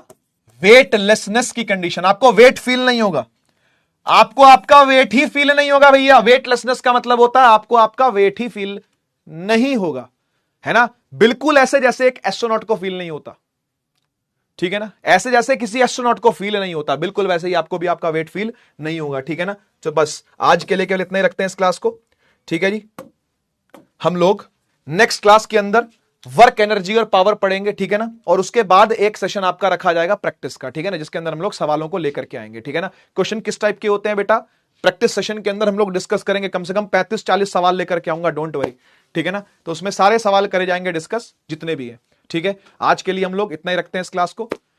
नेक्स्ट क्लास के अंदर वर्क, पावर, एनर्जी के इसी प्रकार से सारे कॉन्सेप्ट्स को डिस्कस करेंगे, बिल्कुल स्क्रैच से हर एक कॉन्सेप्ट को बताया जाएगा, ठीक है। और सवाल उससे नेक्स्ट क्लास में पक्का बहुत सारे लेकर के आऊंगा, कम से कम 30-35 सवाल, और ला करके आपके बीच में डिस्कस किए जाएंगे। आपको आइडिया भी लग जाएगा किस प्रकार के सवाल पास्ट ईयर के अंदर एनडीए में पूछे गए हैं, ठीक है ना। आज के लिए केवल इतना ही, मिलते हैं अगली क्लास में, तब तक के लिए take care, tata bye bye, जय हिंद, भारत माता की जय।